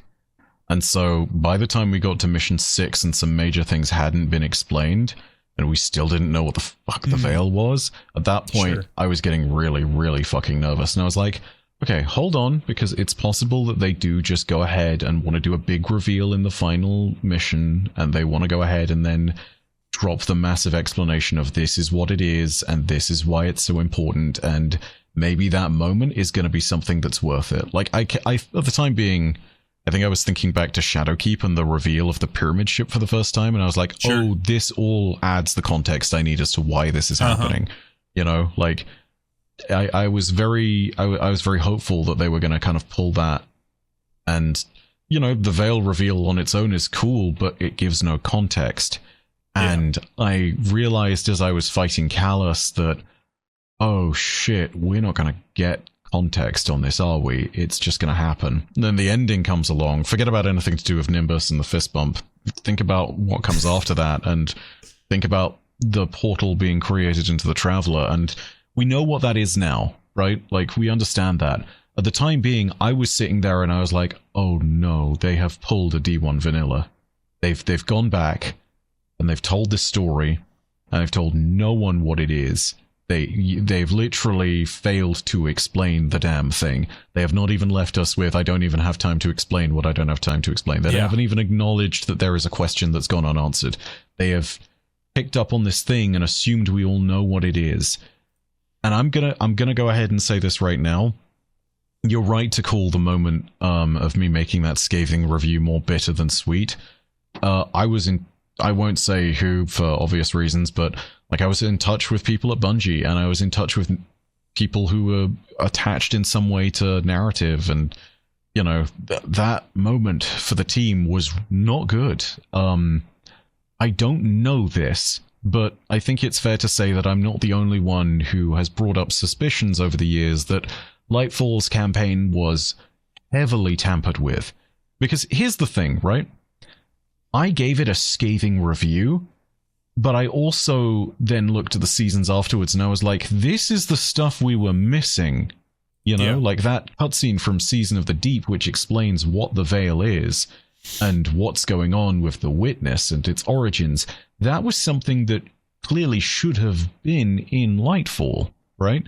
And so when I look at something like that, and I look at the way that things worked out, and even when you hear people like Robert Brooks, who recently talked about what the original plan for Lightfall was meant to be and how it would have blown people away, you suddenly get that realization of, oh yeah, someone was meddling with this behind the scenes. My gut, and I don't know this for sure, my gut tells me that it was a heavy dose of executive meddling that, in the end, may have been the first domino in a series that has led to the downfall of Destiny as a franchise in totality. And I don't think I'm dramatic for saying that, but yeah, it makes me incredibly angry to think about it like that, because this was realistically the thing that should have been Destiny's triumphant moment, you know? We had come off the Witch Queen, there were a ton of people trying the game for the first time, it was a massive exposure to this thing that we were all celebrating and which was now getting, you know, popular acclaim as something brilliant, and it should have been our moment to sit there and say, this is not just a game that you heard about 7-8 years ago because the Exo Stranger said that line everyone keeps repeating. No. This is a story that is worthy of, you know, standing alongside franchises like Mass Effect in terms of how effective it is at telling its story and how meaningful that story is. And I cannot help but feel like, whilst yes, it's fair to say that it did not deliver on the campaign, I feel like every single step of the way, the narrative team was being forced to fight for this thing with one hand behind their back, you know? And it's not to say there weren't some bad choices in there. Like, I mean, we all go ahead and take a look at the fist bump from Nimbus, which, regardless of what their characterization is like, I think that's just in really poor taste regardless of what's going on. Yeah. You take a look at the overarching thing, and you have to acknowledge that whilst you get some calls wrong within a narrative team, no narrative team wants to make something that is an actually bad story. Sure. You know, like, I think it's obvious to anybody who's seen enough of the context and understands the kind of fuckery that can go on behind the scenes in game dev that, yeah, this was set up in the worst possible manner, and anybody who had any coherent understanding of what was going on knew that they were basically being set up to fail, you know? And that's so frustrating, because yet again, it's another one of those stories we've heard for years and years about how leadership at Bungie has been consistently awful, you know? And again, that's all assertion. I don't know any of that for certain, just to cover myself on that particular front. But I think it is still important to acknowledge that from what we've seen from developers who've left the company, from the idea that there was meant to be a different Lightfall initially, from the idea that they spun things out into a second expansion, it all stinks. And maybe I'm being a bit on the nose when I say it stinks like motor oil, but yeah, no, it's hopefully you get what I mean when I'm talking about that. Something about it isn't right. No narrative team wants to make a bad story. Let's put it that way. To kind of summarize that whole point, one of the things that a verbatim quote from you in one of your videos, you say, Lightfall was a terrible time to rediscover mediocrity, which stood out to me because of just where we were in Destiny. And I don't think you're being dramatic to say that was the start of the end, right? Because there were a lot of people who tapped in for that. There are a lot of people who spent money for that, whether it was a pre-order or something, got in, they bought into this reality, and then what they got was, an 80s action movie where we got this green power and no answers. And like, it's a great action movie, but we didn't need an action movie at the time being. And we also, this is like the last act of, oh God, I'm going to bring up a specter of another terrifying ending to a story. But, this was a little bit like, it was a bit like Mass Effect's Starchild moment at the end of Mass Effect 3. Thankfully, it wasn't the end of our franchise, and I think it's fair to say Final Shape was an incredible send-off and was worthy of the name of Destiny. But thank goodness we were able to actually get that, because, yeah, it is the final legacy of the Light and Dark saga now, not Lightfall. But, it doesn't change the fact that Lightfall absolutely had that moment of like, oh, we had all these people looking at this particular franchise, and this moment is now what stands out for us. It's the mass confusion that leaves everyone to be like, okay, well, I guess I'm done here. Here's one thing, if you really want to see the contrast, take a look at SkillUp's reaction when he looked at the trailers for Lightfall, and his reaction after he'd seen the community sentiment about it in his This Week in Video Games episodes. He goes from being excited that you could strand grapple onto a Thunder Crashing Titan, and he instantly, at the next turn when the reviews are out and when everybody has understood what Lightfall is, he basically is cooled on it entirely, and it's like, I'm probably going to jump off when the saga is done here. And that ultimately, I think, is the effect, People were expecting that Destiny had hit its stride with the Witch Queen, and now that Bungie had done this for long enough, they knew what they were doing. They understood where their story was going. It felt like there was a coherent direction, and that was sundered, clearly, by the need to split Final Shape and Lightfall, which, yeah, I don't know.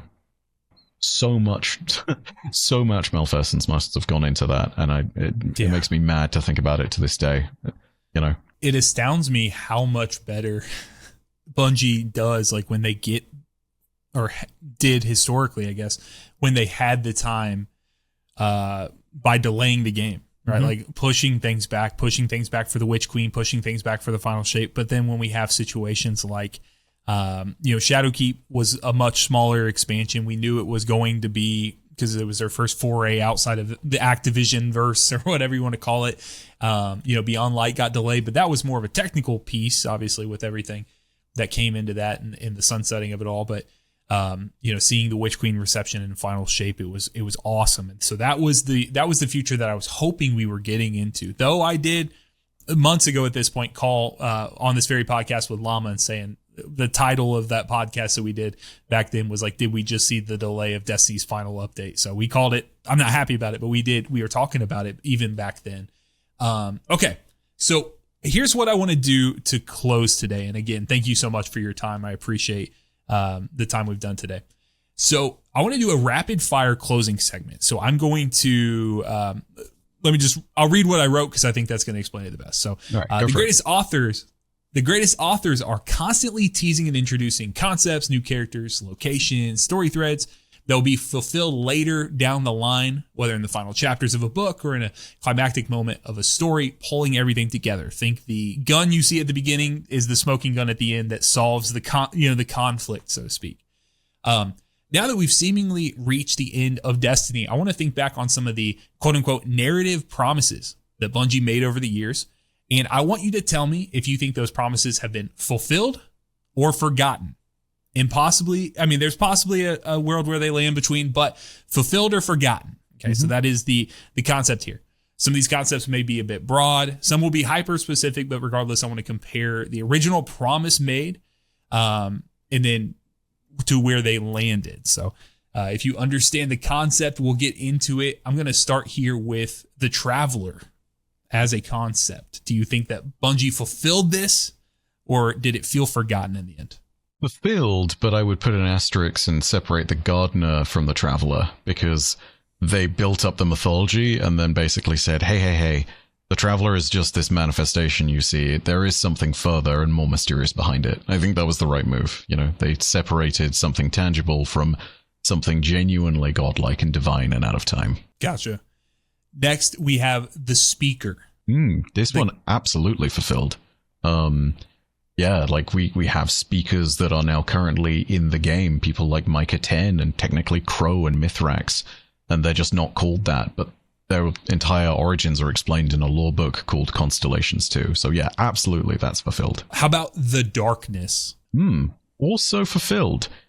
We've gotten, like, again, I'd separate the Darkness, the Veil, the Winnower, all these other elements, and of course the Witness as well. I'd say that it's been very well explained at this point, and that there is some cool aspects to the universe that are still left hanging, but also what we have seen and what has been explained is a really interesting and coherent subset of lore that you can jump into. Gotcha. How about a little shift here? The Vex.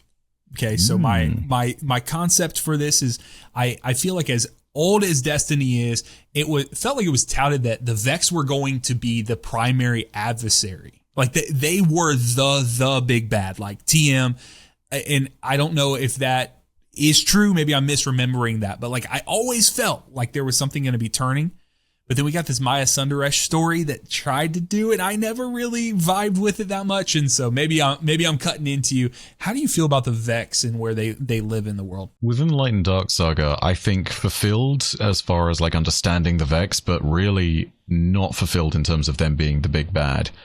I feel like there might have been a pathway to understanding them through the Maya Sundaresh story, but I mean, I'm putting a number off the top of my head here. I don't know this for certain, but like if we were supposed to get like another 7, 6, 5, 4 years worth of saga out of the Fate saga, inevitably Maya was going to come up again, and I feel like we then would have seen the Vex proper get explored.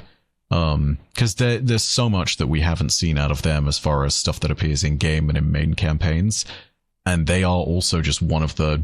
They're like a horrific answer to the Fermi paradox that Bungie just casually tosses at us like enemies every once in a while. It's like, we should really be thinking, like Osiris is right, we should really be worrying about this more, guys? Like, yeah. Yep. So fulfilled in terms of we know a lot about them, but unfulfilled potential. Okay. Next, I have the Curse of the Dreaming City.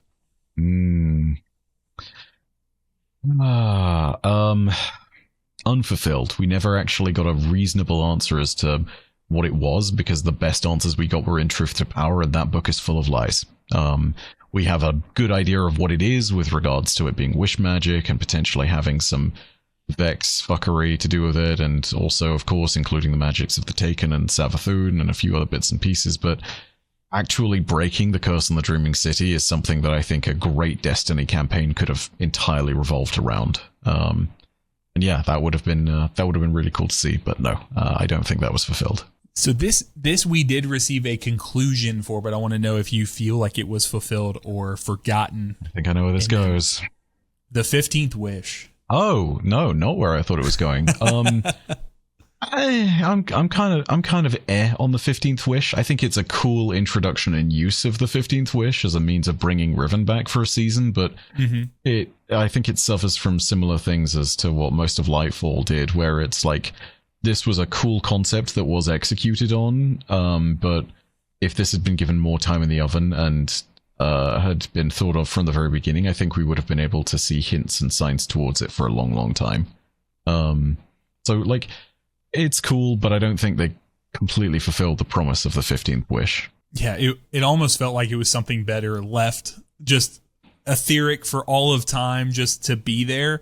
And then once it did, I don't think that they, kind of like to your point, is like, I just don't feel like they clarified even really what we were looking at, like how our Guardian actually put 2 and 2 together and been like, oh, this is what it is. So a good mystery always starts with clues, and we did not get clues as to what the 15th wish was or where it would go or anything along those lines. It was kind of like an Easter egg written large as a season, and like, fair enough for it to be a thing that the whole universe hinges on, but also, you know, like, that's attributing a massive bit of impact to something that maybe should have been attributed to something else. I don't know. Like, I'm a little bit neutral on that one, I guess, at the very end. Okay. All right. Shifting a little bit here. Torah Bottle. Unfulfilled. Good God. Yeah, no, I was waiting. I'm still waiting. I will be eternally waiting for the expansion that inevitably is going to be some riff on the name of the War God and the Empress. Or the War of Tuscan Claw or something along those lines. Like, I have been waiting for that for the longest time. It's a cool story. Love the setup that they've done for it. We never went there, so yeah, unfulfilled. Yeah, it breaks my heart, and it feels like such a home run. Also, we'll get back to it in just a second. Getting into Hive territory here just a little bit, but I'm not going to talk about direct characters. I want to talk more about concepts around them. Oryx Resurrection. This is a heresy, right? Yes. Yeah. Technically fulfilled. It was heresy, right? It was heresy. Technically fulfilled, but also I think that there's definitely a lot more questions that it raised, right? Like, the version of Oryx we got was a version of Oryx as he became Oryx. So he doesn't know about the Dreadnought. He doesn't know about all sorts of things. He kind of understands what Crota is because he's seen the shape of things that he's cut into the universe, but he still doesn't know his own son. He doesn't know why he brought the Dreadnought to Sol for vengeance. He doesn't understand why he would pursue vengeance in the first place. Yeah. Heresy, I think, would have been an amazing introduction to a new realm of mysteries that even the Books of Sorrow leave deliberately untold. And yeah, as a result, whilst it was a great opening, unfulfilled. Like, even with the resurrection of Oryx being something where we closed the book on it, there were still so many more questions that got raised out of all of that. You know, like, we understood the process, but him just being there left us with way more questions than answers at the end of the day. Yeah, it almost felt like they were trying to give us closure to something we didn't necessarily need closure to, or they were needlessly like nostalgia baiting. You know, like this type of thing where I was like, we all love the Hive, but I feel like there's enough stories that could be told here. And then when it came back through, I found myself at the end of the episode. I loved his interactions with his sisters, that version of Oryx throughout the episode. But I felt like how it ended was just like... This is what kills me, because I think this was meant to be a closure moment, sure, but I think it was also deliberately meant to be the opening act of a passing of the torch, right? And I feel like we never got to see that because the Fate Saga was playing around with the lore of the Lord of Every Nothing, who was meant to be this new god of these new Taken. Sure. And even in Heresy, Oryx is sitting there being like, I don't control these things. The Winnower doesn't control these things. Whatever this thing is, it's new and it's not us and we need to destroy it. And I'm actively against it and screw this thing, whatever it may be.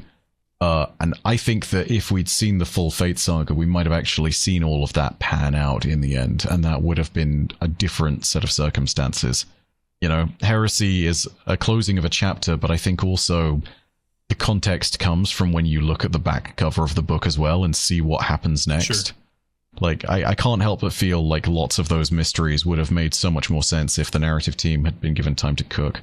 It's killing me even more because, like, knowing what I understand now of the way that Allison and her teams work, I know that, especially when she describes talking about the fridge, they were dropping hints about things that were going to happen in the future, and we may never have seen all of those pay off, but they will be there, and they just will never pay off until someone picks them up and actually understands what's going on. And that's killing me because there's a ton of hanging threads and we can't even see all of them, you know? So yeah, I'm kind of neutral on that one, but for, I think, different reasons than a lot of other people. I don't want to assume it was nostalgia bait because I think there was real purpose to doing that, you know? I like the way you put it, which was like, what gravitas.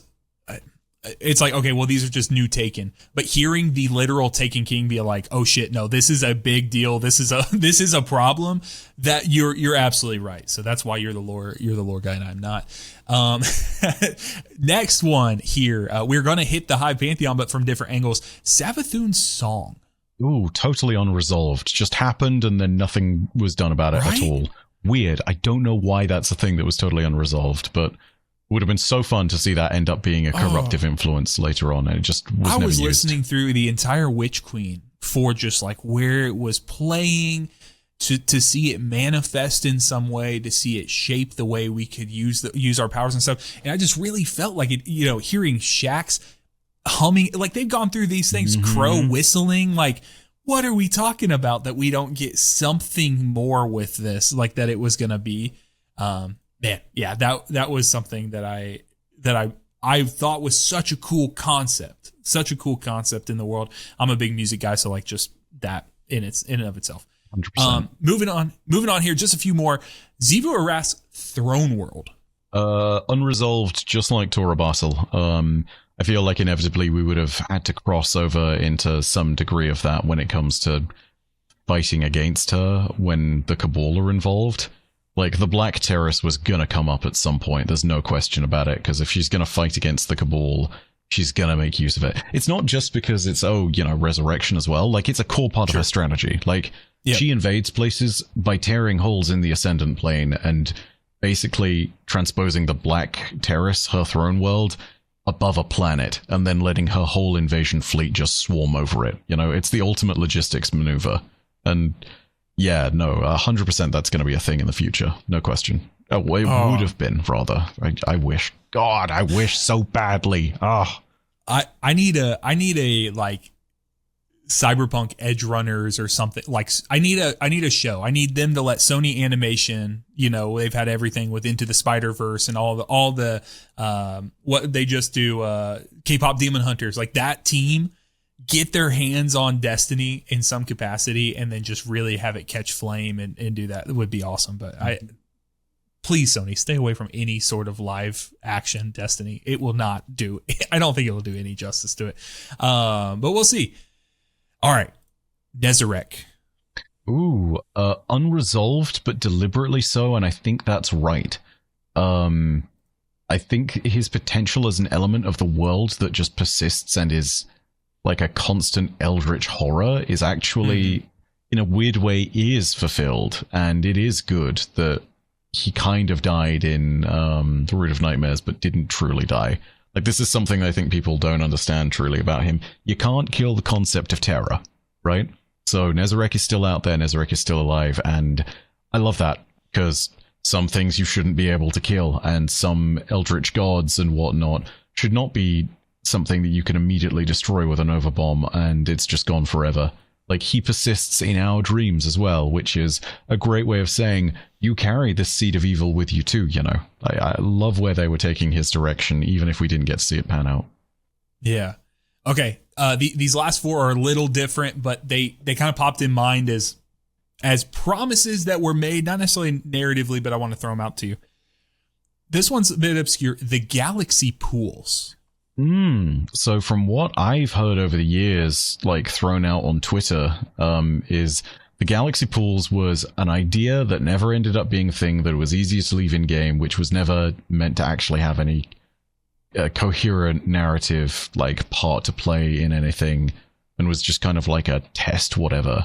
Like, I really don't think it was ever meant to have potential, and like it's cool that people found it, but like I don't know if it was ever meant to be a thing, so to speak. Like, it seems too nebulous. Mycopium is some way we're getting there on Tuesday. Or some way they had buried. Can you imagine if that would be so cool? I would love to be wrong on that one, I will admit. I mean, it doesn't even necessarily have to have a narrative, but can you imagine if you completed the entire Monument of Triumph suite? Like you got through all the things, and then whatever, it just opens up and we're able to step through. That would be so cool. Another kind of broad one, Our Guardian's Grave. Totally unfulfilled, and it kills me every time. Like, I would have loved that to be the intro to D3. Just like, whatever it is at the end of the Fate Saga that was driving the big bad reveals itself as the true villain and kills our Guardian for good, and then we somehow get reawoken after a 400-year time skip. That was always what I had in my brain for what D3 could be. And like, the promise of the Guardian's Grave is exactly the thing that leads to that. And I love that that's a thing that they decided to include. It was such a ballsy choice. Then coming along later and saying like, hey, we're calling back to that with Ergo Sum, and we're giving you the sword. This is much more real now. Like, this is not just a thing of, oh, this is a future we could change. No. You have the bits and pieces. You have Bastion, and you have Ergo Sum. Like, you know, welcome to the entire possibility of this being your future yet again. And like, also promising that it was a great battle that was even greater than the fight against the Witness. So like, what the hell could that have been? I want to find out. I want to know. Totally unfulfilled potential, but I feel like they were moving in that direction. Yeah. I think a lot of these that are unfulfilled, it's kind of falls into that same course too, where it's like, you let them cook long enough, maybe they would have hit it. All right. This one was one I did not originally have on here. However, something you said earlier kind of popped in my head, so I want to throw it out. The Hunter Vanguard.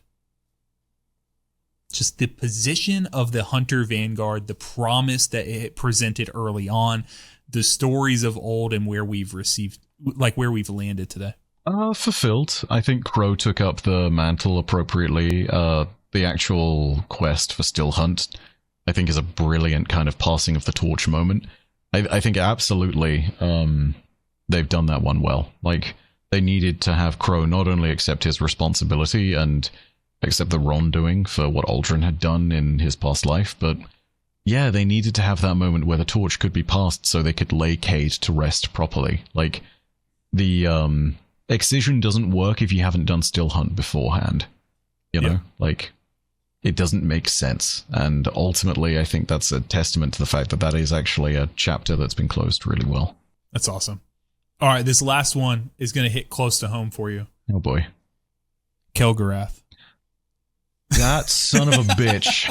Oh, that lame son of a bitch. Appropriate, he should be the essence of failure in the Pale Heart. You know what I want? I want Kel'Garath to reappear somewhere as like not even a Taken. I want him to slowly get demoted through the ranks while he is still a Taken, so he eventually shows up not as a knight but instead becomes an acolyte and then a thrall, and then I want him to show up as just a worm, you know? Like, Kel'Garath doesn't deserve to be even turned into a weapon. That people probably don't know who that is. He's a pathetic pretender who every single time was like, "I'll kill the Guardian," and then comes along and is like, "Oh, I was a little bitch, I'm sorry," and then Xivu keeps on giving him chances and eventually is like, "Wow, you suck at this. You are awful." Like, yeah, no. Fulfilled the promise of being sent directly into a trash can. I love that. It almost feels like Xivu has a bit. She's like, I know he's like yes. he leaves the room and she looks at everyone around. She's like, can you believe he's gonna go do it again? And like just keeps putting him through that. Okay, guys, next time I got a plan. Find some Siva, okay? Next time it's gonna be Siva, okay? Man. Terrible. So That's awesome. So that's all I had for rapid fire closing. I got 3 very quick questions for you. One that was a bit contentious, but this one will not be. What is your favorite exotic weapon of all time? In terms of lore and narrative, I think Ray's Lighter and Lumina kind of share the top spot. Ooh.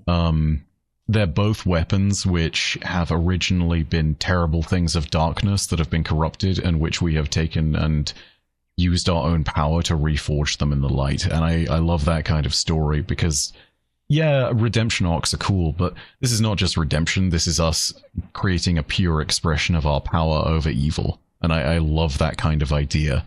And also, you know, like, Lumina's a great support exotic, and who doesn't love a massive sword, right? Like, they're just cool exotics. That's awesome. All right. I have to ask you this because I asked Datto, and it's unfair because you guys have been there together. It's unfair if I don't present you with it as I did with him. I asked Datto, I placed him onto the Mount Rushmore of Destiny content creators. And sir, I'm going to ask you as well. Who would you place on there? So I placed, basically, there's 4 heads on Mount Rushmore. There's 5 now. You're one of them. I'm just saying you are. Okay. Who is up there? Who is up there alongside you? In whatever way you want to classify it. Yeah, clarification in that sense. Am I allowed? Is that just biggest influence over the whole lifespan, or am I allowed to say the original founding fathers type situation? Like, what do you reckon's better? Datto went original founding fathers. You are more than welcome to do however you want. You may or may not have seen the clip of him. It seems like you maybe did not. He had, would you like to know who he had, or would you like to just go blind? Hit me with it. So he had yourself, he had Gathalion, he had More Console, and he had Mr. Fruit. Those were the additional places. He talked about it in last week's episode. If you guys want to catch it, you should go see that. However, he talked in full about why he went there, but he went more the founding fathers thing. You're more than welcome to do that. However you would, if you had to chisel 4 other faces into a mountain to say, hey, this is their impact on Destiny. Yeah. I mean, if he's gone with the founding fathers route, I think I'd go with the overall impact across Destiny's entire lifespan. With that in mind, unsurprisingly, I think I do have to put Datto up there as one of them. Like, him and I have been in the community for the longest as far as doing content is concerned. And I mean, you know, there are tons and tons of memes that are associated with him as a result of him being around. You play a certain kind of music and people are like, oh, it's Datto's raid music, you know? Just in the same way that, like, you play Mercury's intro sound and people are like, oh, it's Byf's intro. Like, that's just a testament to continuity. I think if we're looking at big impact from another end of things, I think that he is right to put Gathalion up there. Gathalion is not around nowadays most of the time when it comes to Destiny stuff, but sure, he realistically, alongside Professor Broman, was one of the founding fathers of the Twitch side of things, and without the early Twitch directory and what was happening during Destiny 1, I don't think Destiny is the same way it is now. You know, I think it's very valid that he is one of those people, even if his influence in Destiny is now something where he's deliberately taken steps back and is more of a variety personality, and also has started his own studio. Like, you know, also one of the founding members of Rare Drop, who went on to create GCX, which was formerly Guardian Con, which was formerly Destiny Community Con, which was formerly SweatCon in a bar somewhere in Tampa in 2015. I'd say third person on that list. If you're looking at the entire span of PvP, there have been a ton of great creators and players, but I've got to give it to Grenada Jake. Nice. Jake has been around there and has literally been doing trials forever, right? Like, he is one of the first people who's used the content creation term of describing Destiny like a pair of golden handcuffs, and it's not the context in which I'm referring to it as this. It's more me sitting there and saying, like, that man has been there since the beginning. He's been doing trials carries literally for his entire career in Destiny. Sure. And I think that someone like that being a pillar of the space is really important, because it ultimately provides a blueprint for other content creators to follow. But also, you know, if you don't have staples in the community who are always there, it's very easy for a community to not feel grounded. And that's an invisible aspect that I think a lot of people on this list contribute to. Like, I think it absolutely clarifies a position for myself and Datto as well, but as far as PvP is concerned, I think Jake is unquestionably up there. Last person on that list, I'm really torn. I think it's a toss-up between more console and Astacross. One of them being the prominent Mr. Destiny voice in the early days of Destiny, and the other being the prominent Mr. Destiny voice in the more present days of Destiny. I think if I could be cheeky and kind of split the difference between the two of them, like, I think I would, because ultimately I don't think there is kind of a Destiny sphere in the same way as there is now without what Alan did in the early days. Context, Alan and I go way back, we're technically in the same clan and everything. Like, he's one of the first content creators I ever met.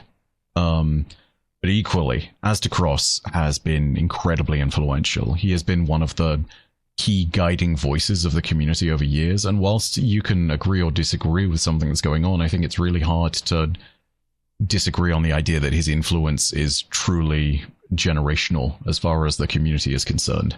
You know, like, he's not the only one who's done this, of course, but like, a lot of people at the State of Play and a lot of people at Summer Games Fest were seeing a lot of We Want Destiny 3 emotes based purely on the ideas of this man and the people around his channel and the support system that he's built up. Like, as far as just content creation goes and the impressive output that's concerned, I think both of them are worthy of the spot. So if I'm doing that over the whole thing, I think I have to put it and give it to more console, but like, that thing's close, man. I don't want to have to make that choice, you know?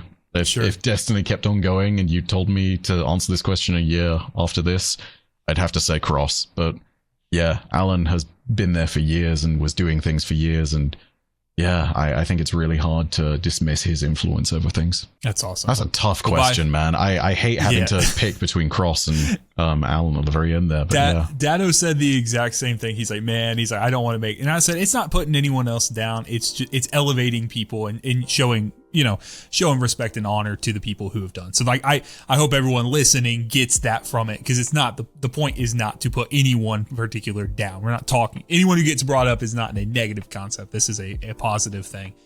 Doing that, and that's the tough thing. There's only a few spots. We've given an extra, but it's your list. So if you want to split it between the two, that's man. I hate to be rude. I am going to insist on that extra sixth head, I guess. Like, yeah, throw Cross up on there too if you must. I know that's no longer Mount Rushmore, but screw it, you know. Like, I think it's fair to say it. Like, I can't choose between them. Like, that everyone on that list deserves a space. No problem at all. So, well, Byf, thank you very much for your time today, man. I have genuinely enjoyed this, and I appreciate you making time in the midst of all the things you got going on. So thank you guys for hanging out with us through this whole process, the entire podcast. If you're still here, maybe consider doing one of those things we talked about earlier in the episode, liking, subscribing, doing a positive review on whatever platform. And if you'd like to directly support the show, you can do that on YouTube. You can choose from the variety of tiers for various added benefits and have your name added to the credits at the end of the show, just like right now.